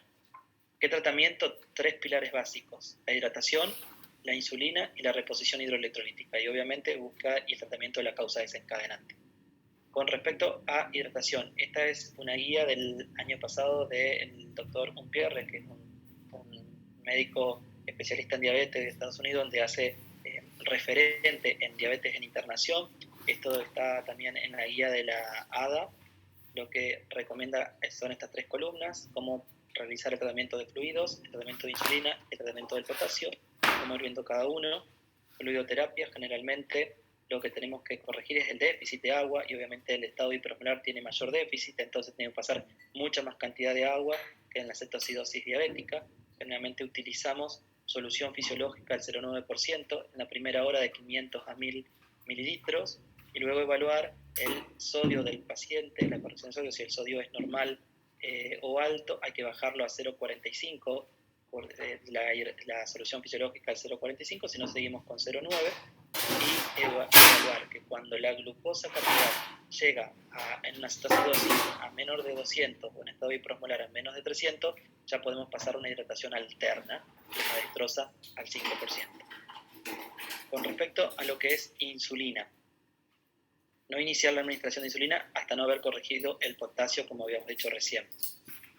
No es una medida preliminar en el estado hiperosmolar. La cetoacidosis, acá ahora le voy a mostrar un trabajo que hay una revisión sistémica del uso de insulina regular, es decir, la corriente, o los análogos también para utilización en subcutáneo. La única que se puede utilizar endovenosa es la insulina corriente, los análogos son subcutáneos. Entonces, acá lo que recomienda Umpierre en su guía es que la cetoacidosis severa, siempre con insulina endovenosa, la leve a moderada puede ser endovenosa subcutánea. Y los análogos, como le comentaba recién, de leve a moderada, la administración subcutánea en 1 o 2 horas fue tan efectivo como la insulina regular endovenosa. ¿Cómo iniciamos? Acá tenemos la opción endovenosa, la opción subcutánea. Generalmente la endovenosa es 0,1 unidades por kilo en bolo, es decir, si un paciente pesa 60 kilos, son 6 unidades. Habitualmente usamos 10 unidades en bolo y después calculamos 0,1 unidades por kilo por hora en infusión continua. ¿Qué significa esto? Que tenemos que preparar una infusión en un suero de por ejemplo, de 100 mililitros, 100 unidades de insulina para que cada gota de la infusión pueda pasar a 21 microgotas e ir evaluándolo al paciente horario. Por eso controlar la glucosa capilar hora para poder ir subiendo o bajando la infusión continua de insulina. Obviamente, como dijimos, cetoacidosis leve, cetoacidosis moderada, podemos utilizar subcutánea. Acá la dosis es un poquito más, 0,2 unidades por kilo, primero en bolo, y después cada 2 horas hacemos las correcciones, midiéndole obviamente con el hemoglucotest cada hora y viendo si necesita mayor corrección hasta llegar, como dijimos, a un valor entre 300 para el estado hiperosmolar y 200 para la cetoacidosis, donde el paciente puede iniciar dieta y el cambio de hidratación a alterna. Se realizaron 5, esto es de Cochrane, ensayos con 201 participantes donde se evaluó cetoacidosis leve a moderada y se vio que tanto el tiempo de resolución como los episodios de hipoglucemia fueron iguales tanto para insulina endovenosa y subcutánea, así que se puede utilizar de forma subcutánea. Obviamente en un servicio de clínica donde pueden tener las bombas de infusión continua sería preferible el uso de endovenoso, pero si uno no lo tiene en épocas de pandemia donde muchas veces las terapias estaban muy ocupadas o tendríamos que tratar una cetoacidosis en el piso, hay una buena opción de realizar con análogos de forma subcutánea las correcciones. Veo que están apareciendo preguntas, al final la charlamos. Reposición de electrolitos, esto también lo dieron en nefrología. Vamos a reponer el potasio, recuerden la regla de 30 en 300 en 3 horas, es decir, 30 mil equivalente de cloruro de potasio en 300 de solución fisiológica a 3 horas. Recuerden que el potasio se debe pasar de forma lenta, por eso se pasa para evitar la flebitis y las alteraciones a nivel cardiológicos. Entonces debemos pasarlo muy despacio. Si tenemos una vía central podemos pasar mayor cantidad de potasio. La reposición del bicarbonato es controversial, pero si una vez tenemos un bicarbonato menor a 6,9, el paciente tiene que estar en terapia, tiene indicación de control estricto, por lo tanto debería pasar a terapia para no tener una complicación en el pasaje de este electrolito.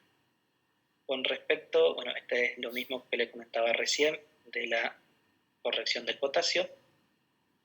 Recuerden que uno inicia la corrección del potasio y de la insulina una vez que el paciente orina.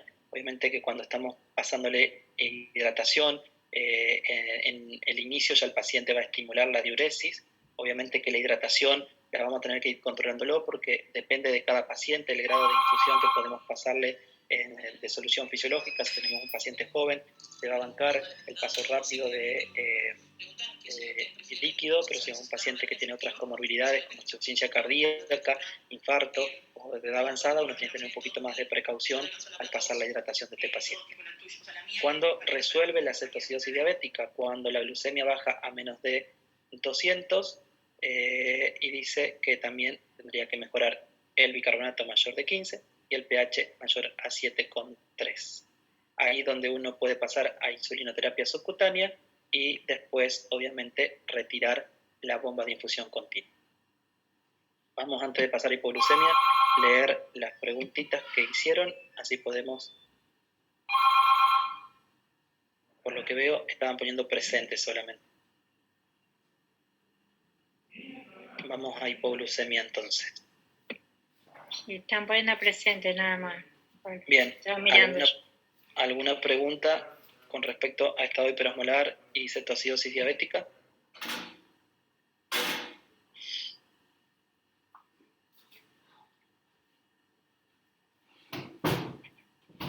No, parece que no.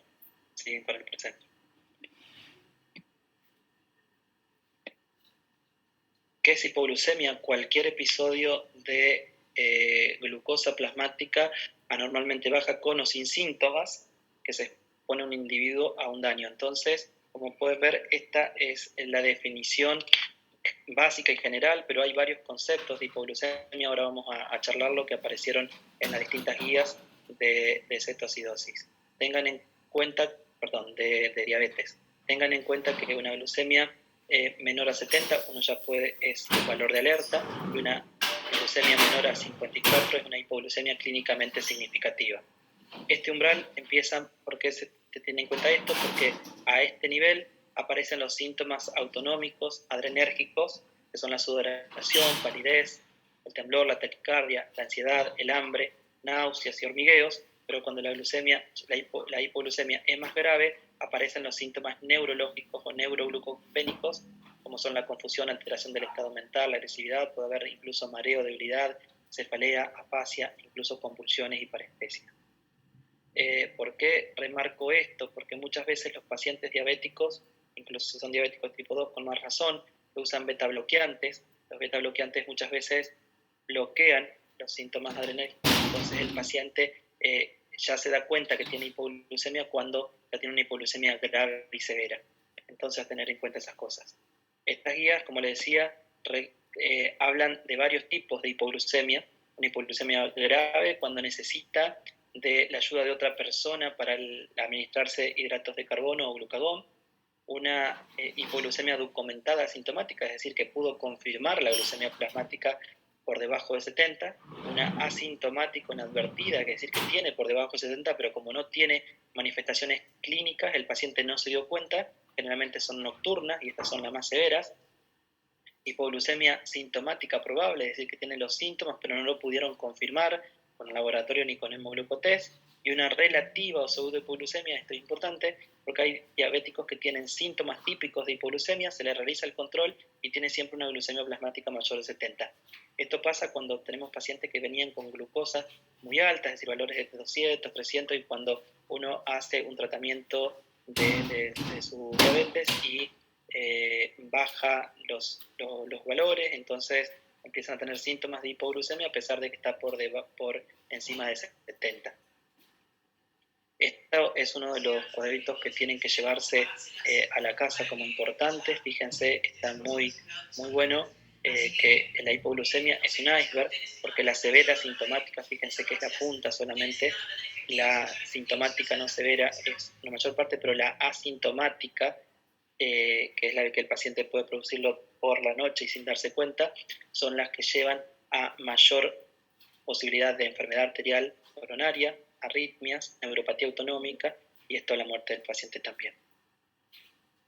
Esto es algo más de lo mismo. Hay estudios donde, como pueden ver, que son estudios clásicos, que son el ADVANCE, el ADCORE y el BAT, donde pueden evaluar el grado de hipoglucemia en un tratamiento estándar versus el intensivo. El intensivo es el que utilizamos con insulina. Obviamente, el intensivo tiene mayor número de hipoglucemias en los pacientes.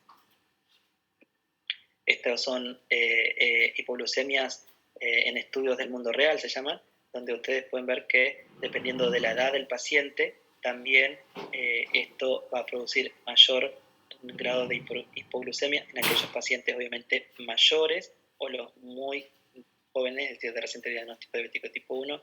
En cambio, los pacientes adultos entre 40 y 45 y 50 y 55 tienen menos número de hipoglucemias que los más ancianos. ¿Cuáles producen estas hipoglucemias inadvertidas? Que son las nocturnas. Obviamente el diabético tipo 1 tiene mayor grado de hipoglucemia y el diabético tipo 2 un poco menos. ¿Cuándo aparecen? El 74% por la noche. ¿A qué se asocia esa hipoglucemia grave? Mayor mortalidad, alteraciones en la función cognitiva, empeoramiento de la calidad de vida de los pacientes, caídas, y esto puede llevar a fracturas, con esto fractura de cadera, con esto mayor morbimortalidad del paciente, limitación al conseguir los objetivos terapéuticos, el paciente tiene miedo después de una hipoglucemia, entonces no quiere hacer un tratamiento muy intensivo, y mayor probabilidad de abandono del tratamiento por lo que comentaba recién, y obviamente mayor costo sanitario. ¿Cuáles son los que tienen mayor riesgo a hipoglucemia grave? Aquellos que tienen una duración prolongada de la diabetes, los que tienen episodios previos de hipoglucemia, una hemoglobina glicosilada muy baja o muy alta, un índice de masa corporal bajo, que tengan neuropatía autonómica, tengan insuficiencia renal y que recién estén intensificando de forma reciente el tratamiento, o aquellas que utilizan fármacos como beta-bloqueantes y ECAS. ¿Cómo tratamos una hipoglucemia? Si el paciente está consciente, darle hidratos de carbono.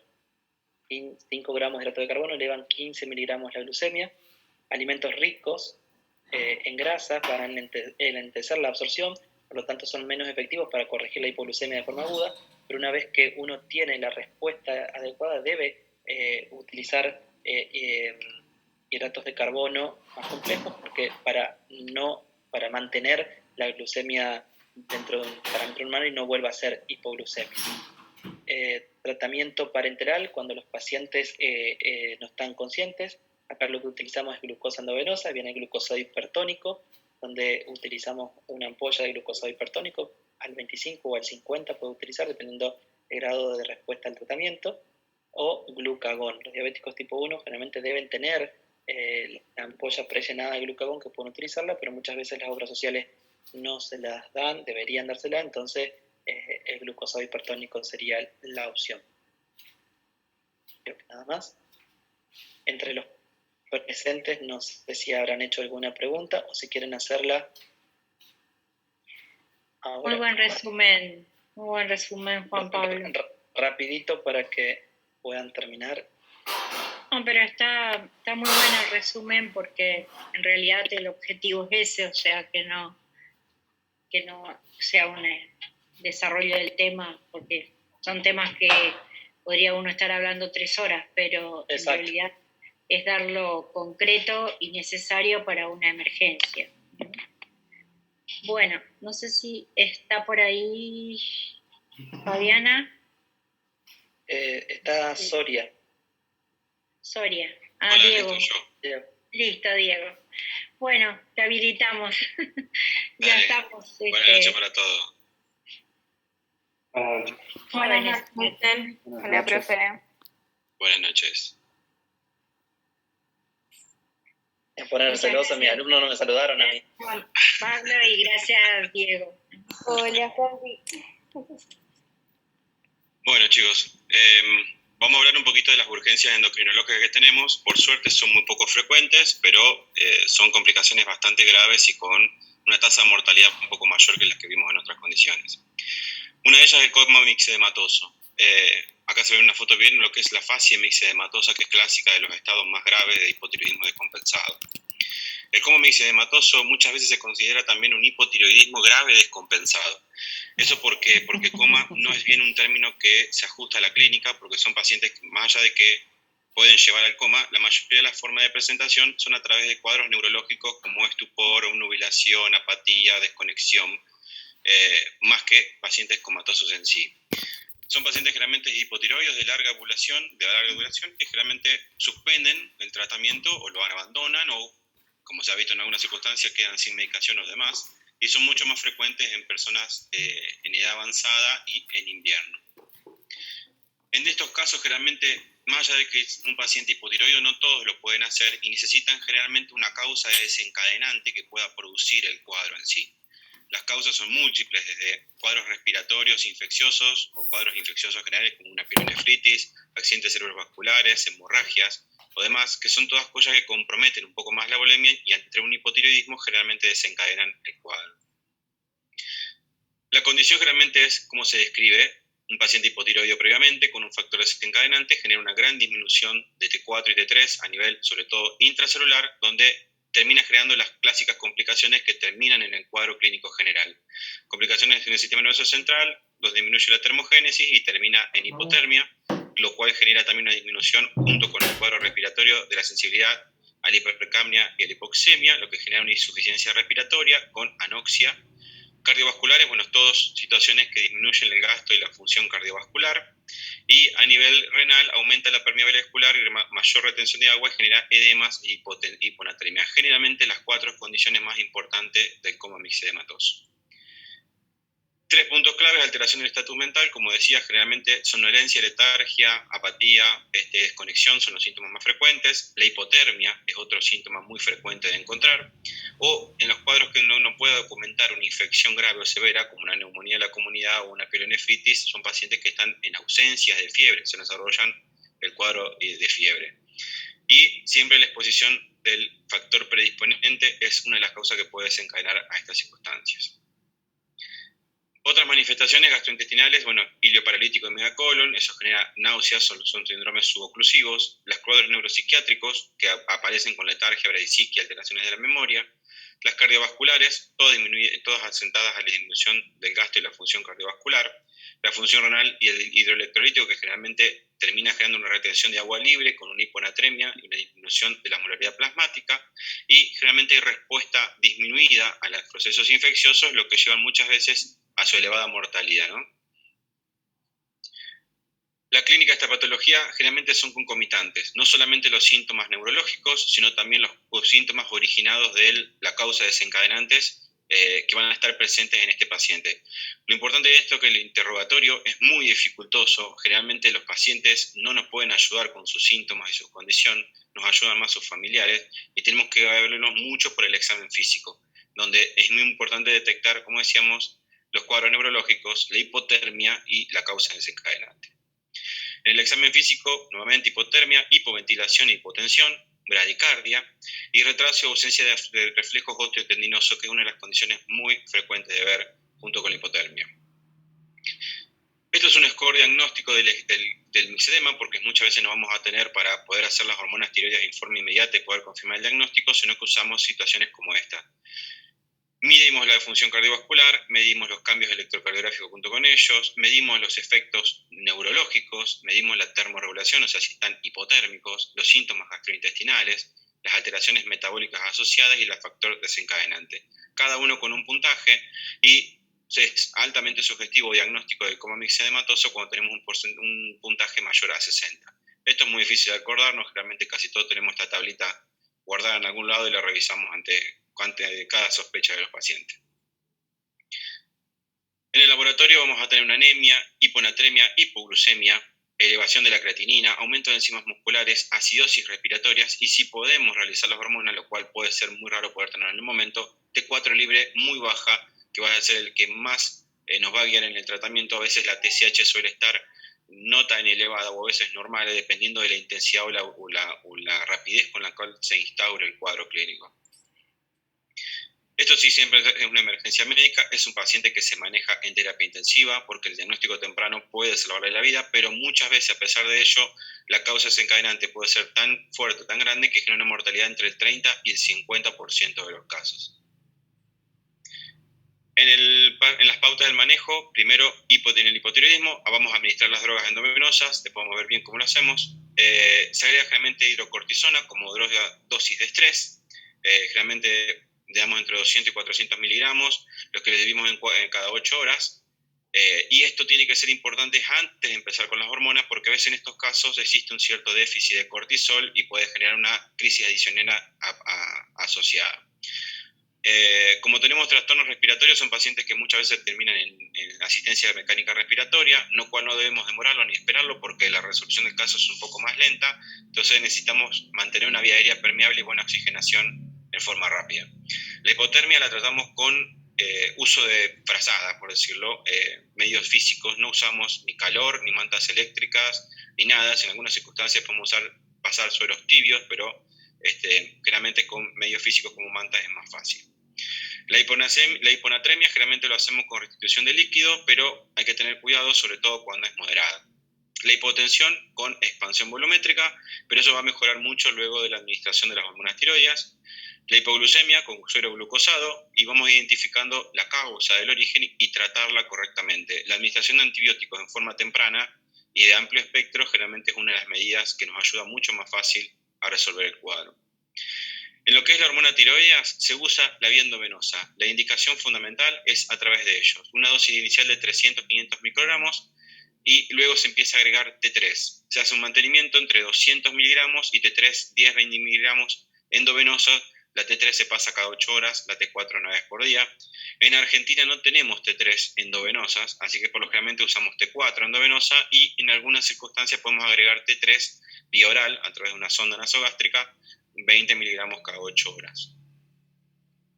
Bueno, le dejamos la bibliografía donde sacamos todos estos datos. Y pasamos al segundo cuadro de emergencia endocrinológica, la tormenta tiroidea o la tirotoxicosis o la crisis tiroidea. Generalmente, mismos manifestaciones clínicas, pero si usted se encuentra opuestas a lo que es el coma, alteraciones del sistema nervioso central, donde hay realmente alteración del estado de alerta, parestesias, irritabilidad, diaforesis, hay taquicardia y hay fiebre elevada. La tirotoxicosis, lo importante que tenemos que saber es que no es sinónimo de hipertiroidismo. O sea, el hipertiroidismo no siempre es una tirotoxicosis, pero sí tengamos en cuenta que una tirotoxicosis nunca aparece sin hipertiroidismo. ¿Verdad? El hipertiroidismo es la elevación de los niveles de hormonas tiroides en sangre, realmente producidos por un aumento en su síntesis y su liberación, como es en el caso de la enfermedad de Graves, o puede ser también por enfermedades tipos tiroiditis subaguda que se dan por destrucción de la glándula y liberación de todo su componente. La tirotoxicosis son estados mucho más graves de hipertiroidismo y de más cantidad de liberación. Otro error frecuente es considerar la tirotoxicosis como síndromes de crisis tirotóxica o tormenta tirotóxica, por otras circunstancias. En lo que es la tormenta, es un síndrome agudo que amenaza la vida del paciente, y esta se debe a la exacerbación del estado de tirotoxicosis, alto estado. Por suerte es poco frecuente, 0,2 casos cada 100.000 habitantes. La causa más frecuente es la enfermedad de Graves en la mayoría de los casos, e incluso puede aparecer en pacientes tratados. Tiene una predisposición por el sexo femenino, de 3 a 5 casos sobre 1, y puede aparecer a cualquier edad. Tiene una mortalidad un poco menor, entre el 10 y el 25%, pero sigue siendo una mortalidad alta. Son pacientes... Sí. Disculpe, a una compañera se le acaba de salir la clase y pedía si la podían volver a aceptar. A ver, ¿quién la puede volver a aceptar?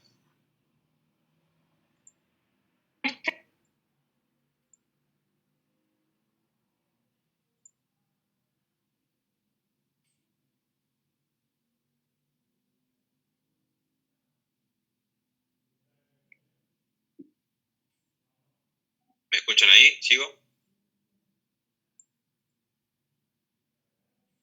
Me fui para el otro lado. Sí, se escucha. Alejandra está silenciada. Ahí está, Alejandra está silenciada. No, Bueno, que estoy sí, mientras mirando tanto- yo, no hay nadie en sala de espera. Cualquier Bueno. cosa yo los admito, no hay problema. Bien, igual va a estar grabada la clase, así que no creo que haya mucho problema después, ¿no es cierto? Bueno, dentro de los factores precipitantes en estos cuadros son muy parecidos a lo que es el coma mixedematoso. Infecciones siempre la causa número 1, eventos cardiovasculares son los otros. Las cirugías tiroides muchas veces puede ser, sobre todo si el paciente realiza la cirugía estando hipertiroideo, por eso muchas veces hay que ponerlo eutiroideo para poder operarlo, o cuando están mal preparados, o cuando hay interrupción de drogas antitiroideas, o en el tratamiento con radioiodo. También hay ciertos contrastes de iodo que pueden generarlos. Hay una condición rara también que puede pasar, que se han descrito casos que cuando haces una palpación muy vigorosa de la glándula puede despertar, sobre todo en los pacientes con tiroiditis subaguda, una gran liberación de hormonas hacia el torrente sanguíneo y generar también una tormenta tirotóxica. Bueno, también tenemos como manifestaciones clínicas el antecedente del hipertiroidismo, que muchas veces es fundamental y nos va a orientar hacia el caso, el bocio y la osteostalma, que nos va a estar hablando de la causa de su hipertiroidismo, lo que es la enfermedad de Graves, pero va a tener hipertermia, taquicardia, insuficiencia cardíaca, temblor, sudoración, todos los síntomas asociados al hipertiroidismo con grandes trastornos psiquiátricos, agitación, psicosis, delirio, a veces histericias y también dolor abdominal, asociado a hipertermia, como he dicho al principio. Este también tiene un cuadro, un score, este es el de Burch-Kwartowski, que es uno de los scores que más se utiliza para el diagnóstico de las tormentas. Usa criterios de temperatura, de afectación del sistema nervioso central, trastornos gastrointestinales, el evento precipitante, que siempre tiene que estar en estas circunstancias, la taquicardia, una insuficiencia cardíaca si está presente o una fibrilación auricular. Tiene un puntaje menor de 25 lo descarte y más de 44 generalmente es altamente probable. Este score, a pesar de todo, tiene muchas veces unos sobrediagnósticos de las tormentas, así que hay que tenerlo con mucha precaución a la hora de realizarlo. En el laboratorio, test T3 y T4 totales y libres muy elevadas, TSH suprimida, hay una leve leucocitosis con neutrofilia, hay elevación de transaminasas, sobre todo fosfatasa alcalina en el hepatograma, y a veces una hipercalcemia relativa. Las medidas de SOCTEN, oxigenoterapia si es necesario, hidratación y manejo de electrolíticos, soporte nutricional, sobre todo en los cuadros de descompensación cardiovascular asociado, el manejo de la arritmia, sobre todo si es una fibrilación auricular, el control agresivo de la hipertermia, generalmente con métodos físicos es la forma más fácil, hielo, paciflínico se colocan en axilas y en ingle. Paracetamol es otra de las medidas que se puede utilizar cada 4 horas. El naproxeno también es otro medicamento que se puede utilizar con gran utilidad. Y siempre detectar la causa del evento precipitante, que tiene que ser tratada en forma enérgica y en forma inicial junto con las primeras medidas. El tratamiento específico, propanolol, de 20 a 200 miligramos cada 6 horas, o 1 a 3 miligramos endovenosa cada 4 a 6 horas. Generalmente empezamos con baja dosis. Esto tiene un efecto para prevenir o disminuir los síntomas del paciente. A dosis alta, más de 360 miligramos por día, puede también disminuir la conversión periférica de T4 a T3, así que también nos ayuda un poquito a disminuir el hipertiroidismo. De las drogas antitiroides en Argentina tenemos el metimazol, es de vía oral, no tenemos el propiltiuracilo. Usamos dosis entre 60 y 80 miligramos por día, lo más habitual es 60 miligramos. Su efecto no va a ser inmediato, sino que va a ser un poco más tardío, aproximadamente hasta 3 o 4 semanas de donde su efecto es máximo. Por eso al principio utilizamos también yoduro de potasio, solución de Blugol, una solución que tiene una rápida acción en el freno y en la producción de liberación de hormonas tiroideas, pero tiene el fenómeno de taquifilaxia, por lo tanto no se puede usar mucho tiempo porque al cuarto o quinto día deja de perder efecto. Se agrega también dexametasona o hidrocortisona a dosis de estrés. Esto generalmente se asocia por una insuficiencia suprarrenal que se pueda asociar. En segunda línea, el hipodato de sodio u otros agentes de contraste. Este no se encuentra últimamente comúnmente. Plasmaféresis en los casos más graves, que nos podemos utilizar otras cosas, o diálisis. El litio también es una muy buena droga para realizar el control en estas tormentas. Y la tiroidectomía como última opción, que por ahí tiene un poco más de riesgo puede aumentar un poco más el cuadro cardiovascular intraquirófano. La bibliografía recomendada que van a tener para observarlo.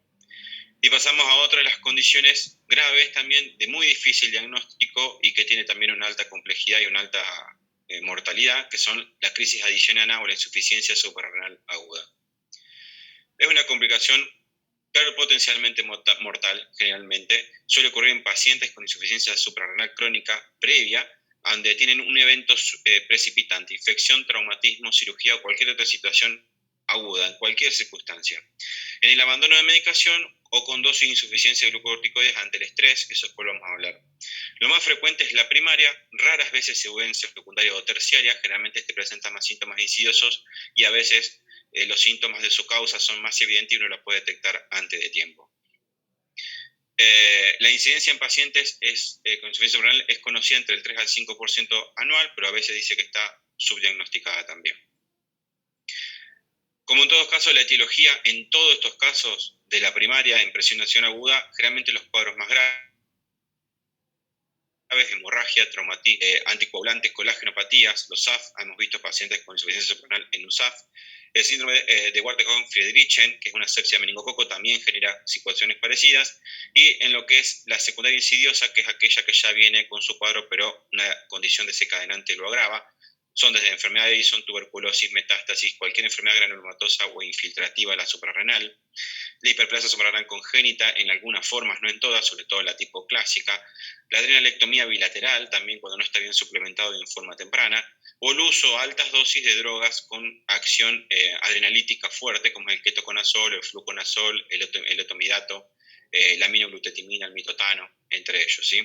Y las secundarias generalmente son todas secundarias a lesiones hipofisarias, muchas veces de presentación mucho más insidiosa y más fácil detección.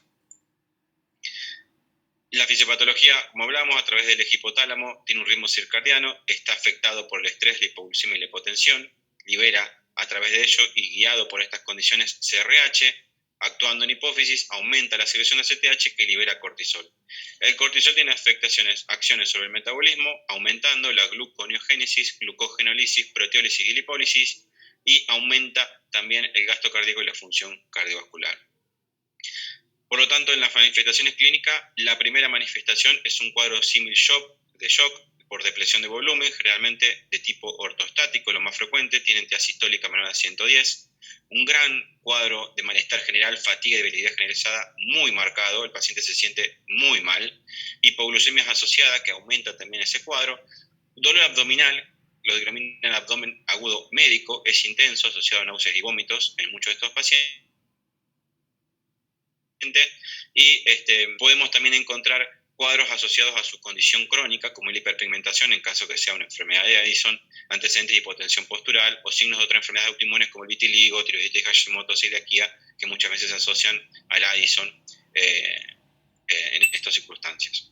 En el laboratorio, hiponatremia e hipercalemia, la condición más frecuente, a veces asocia a acidosis metabólica no tan intensa, hipercalcemia leve o moderada, no se ve mucho. Suele haber a veces una azotemia cuando tiene también asociada una alteración de la función oral, junto con alteraciones hepáticas, leve anemia, hipoglucemia, un marcador en estos casos, que generalmente decimos hiponatremia, hipercalemia, hipoglucemia, siempre tenemos que descartar la condición de enfermedad de Addison. Antes, en esas circunstancias, como una función tiroidea, tenemos que dosar cortisol, ACTH y función tiroidea. Obvio que esas mediciones no las vamos a tener en forma inmediata, pero no podemos esperar sus resultados ante la sospecha diagnóstica.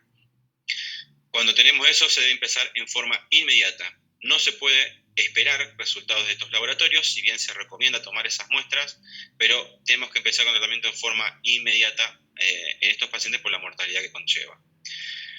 El tratamiento vía periférica o adecuado por oxígeno, colocar vía endovenosa. Tomamos las muestras de los sangres para hacer todo lo que es las muestras que pedíamos ACTH y cortisol. Se empieza a reponer líquidos de 1 a 3 litros de solución fisiológica al 0,9 o al dextrosa 5% combinado, o sea, lo que se llama dextrosa fisiolizada, que debe pasar más o menos 1 litro en la primera. Y ahí posteriormente empezamos con la reposición de corticoides, 100 miligramos endovenoso en forma en bolo, que se podemos hacer, y luego vamos a 200 miligramos endovenoso, y acá la ideal sería hacer una infusión continua. Se ha visto que tiene mejores resultados, pero también se puede hacer 50 miligramos cada 6 horas, y luego pasamos a 100 miligramos al día siguiente. A través de la mejoría del paciente se empieza a agregar la hidrocortisona en dosis de estrés y se empieza a agregar hidrocortisona vía oral para ir descomplejizando el paciente. En muchos de estos casos la reposición mineralocorticoide no es necesaria, sino que lo vamos a ver en el posterior una vez que sacamos del paciente de la tratamiento de la hipoglucemia con dextrosa en infusión lenta, monitoreo cardíaco continuo y siempre buscar y tratar en forma enérgica la causa desencadenante del cuadro. Nunca hay que olvidarse que estos pacientes, cuando tienen una condición o un diagnóstico previo de insuficiencia suprarrenal, el mal tratamiento, o sea, baja dosis de corticoides o una causa infecciosa o demás puede desencadenar siempre una crisis. Entonces, siempre la educación al paciente es fundamental en el manejo o en la prevención de estas circunstancias. Tienen que saber el paciente cómo ajustar la dosis ante cualquier intercurrencia de estrés, ya sea infecciosa o no infecciosa, un trauma, una quemadura, cualquier otra circunstancia lo puede manejar. Por lo general le decimos que duplique la dosis por un tiempo entre 3 o 4 días apenas iniciados los síntomas. En la dosis endovenosa se van a utilizar cuando tengamos procesos médicos programados, endoscopías, cirugías o cualquier otra cosa, utilizamos la vía endovenosa para asegurarnos un poco más. También se le suele dar o le aconsejamos llevar, tanto sea en la billetera o una medalla, en una cadenita, una identificación avisando que el paciente tiene o padece la insuficiencia suprarrenal y ante cualquier circunstancia la dosis corticoide requeriente es urgente para poder prevenir la llegada al cuadro adicional. Como siempre, la bibliografía, para que puedan averiguar sobre todo esto. El tercenso está muy bueno para poder leerlo. Muchas gracias a todos.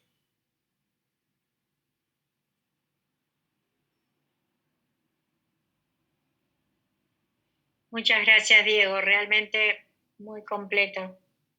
Bueno, muchas gracias. Muy lindo, porque lo que pretendíamos con este curso es eso, ¿no? Dar una exposición, digamos, prolongada, sino las cosas concretas que pueden quedar, digamos, y Bien. las vamos a tratar de volcar al manual. Que vamos a construir con esto. Así que bueno, si tienen algún espacio para alguna preguntita o cosa que quieran, de todas maneras, lo que nosotros vamos a hacer es ir respondiendo durante toda la semana a través del entorno todas las preguntas que quieran ir haciendo, las que pueda responder, las voy a responder yo, y las que no pueda responder las voy a direccionar a los que fueron dando las distintas clases para que ustedes tengan la respuesta a los temas que les quedaron, no les quedaron claros, o que cuando lean la bibliografía que les vamos a poner en el entorno tengan alguna duda, o si encuentran ustedes alguna otra bibliografía que les genera algún tipo de duda o controversia, la vayan volcando a través del entorno. ¿Está? Así que esto va a ser bastante interactivo este mes, o sea que estos son pequeños encuentros como para... Sí. No, digo, la verdad que son temas muy interesantes, lástima que, bueno, no se puede llegar a aprovechar. Lo que contaba Diego recién me parece en urgencia importante, lo mismo que lo que decía Juan Pablo de la hipoglucemia y del coma cetóxico y todo esto. Y creo que ahora, no sé, 10 y 10 de la noche, después de todo el día de cursar, creo que la mayoría cursó todo el día, el cerebro como que ya no nos da para procesar toda esta información. Pero te queda grabado, Mauro, te queda grabado, vos sí, lo podés escuchar de vuelta y podés preguntar. Y cuando preguntás, si vos lo escuchás de vuelta y te surgen dudas, vos podés preguntar acerca de lo que se dio en este video, ¿entendés? Y además te vamos a ir contestando. Hacelo a través del entorno, ¿eh? El entorno vamos a estar mirando constantemente porque esto es interactivo y se trabaja así. En medicina de urgencia, en general, no hay mucha cosa más para ofrecer. Después lo vas a ir aprendiendo en la práctica. Pero vos lo que tenés que tener es el contenido tabulado y bien especificado de lo que tenés que hacer, cómo lo identificás y cómo actuás, ¿eh? Y cuáles son los exámenes complementarios. Después, cuando vos vayas cursando la práctica, vas a ir de alguna manera entendiendo más esto. Por más que estemos 3 horas y a las 8 de la mañana, la medicina de urgencia tiene que darse de esta manera, de alguna manera, la parte de contenidos. La parte práctica la vas a ejercitar mucho el año que viene en práctica final, en todas las guardias, en los CAPS, vas a ver muchas hipoglucemias, vas a ver mucha cetoacidosis, y ahí te vas a acordar de los conceptos y contenidos que no hay ningún concepto que quedó afuera entre lo que se dio en las distintas exposiciones de hoy. Entonces, por eso te invitamos a que mires de vuelta el video, a que lo repases en algún momento, cuando tengas, te levantes de mañana y no tengas nada que hacer temprano con la mente lúcida, lo escuchás de vuelta, y si te surgen preguntas, las volcás al entorno. En realidad podríamos haber puesto las charlas directamente grabadas, pero quisimos hacer estos pequeños encuentros como para que haya alguna oportunidad, digamos, de intercambio y para ir generando, digamos, la posibilidad de que vayan pensando qué cosas le van quedando como no claras. Tiene que haber un apoyo de lectura muy importante, Mauro, de lectura de ustedes, porque es imposible darlo todo en una clase. Perfecto. Por eso les digo para que ustedes, además hay muchas cosas que en el transcurso seguro del cursado de endocrina las fueron dando. Los conceptos fisiopatológicos en los distintos encuentros con Diego, con Fabiana, seguro que lo fueron expresando. Acá lo que se hace es hacer una síntesis como para que lo tengas disponible rápidamente. Juan, ¿querías hablar? No. Ah, pues me pareció que habías levantado la mano. Bueno, entonces vamos a dar por cerrado.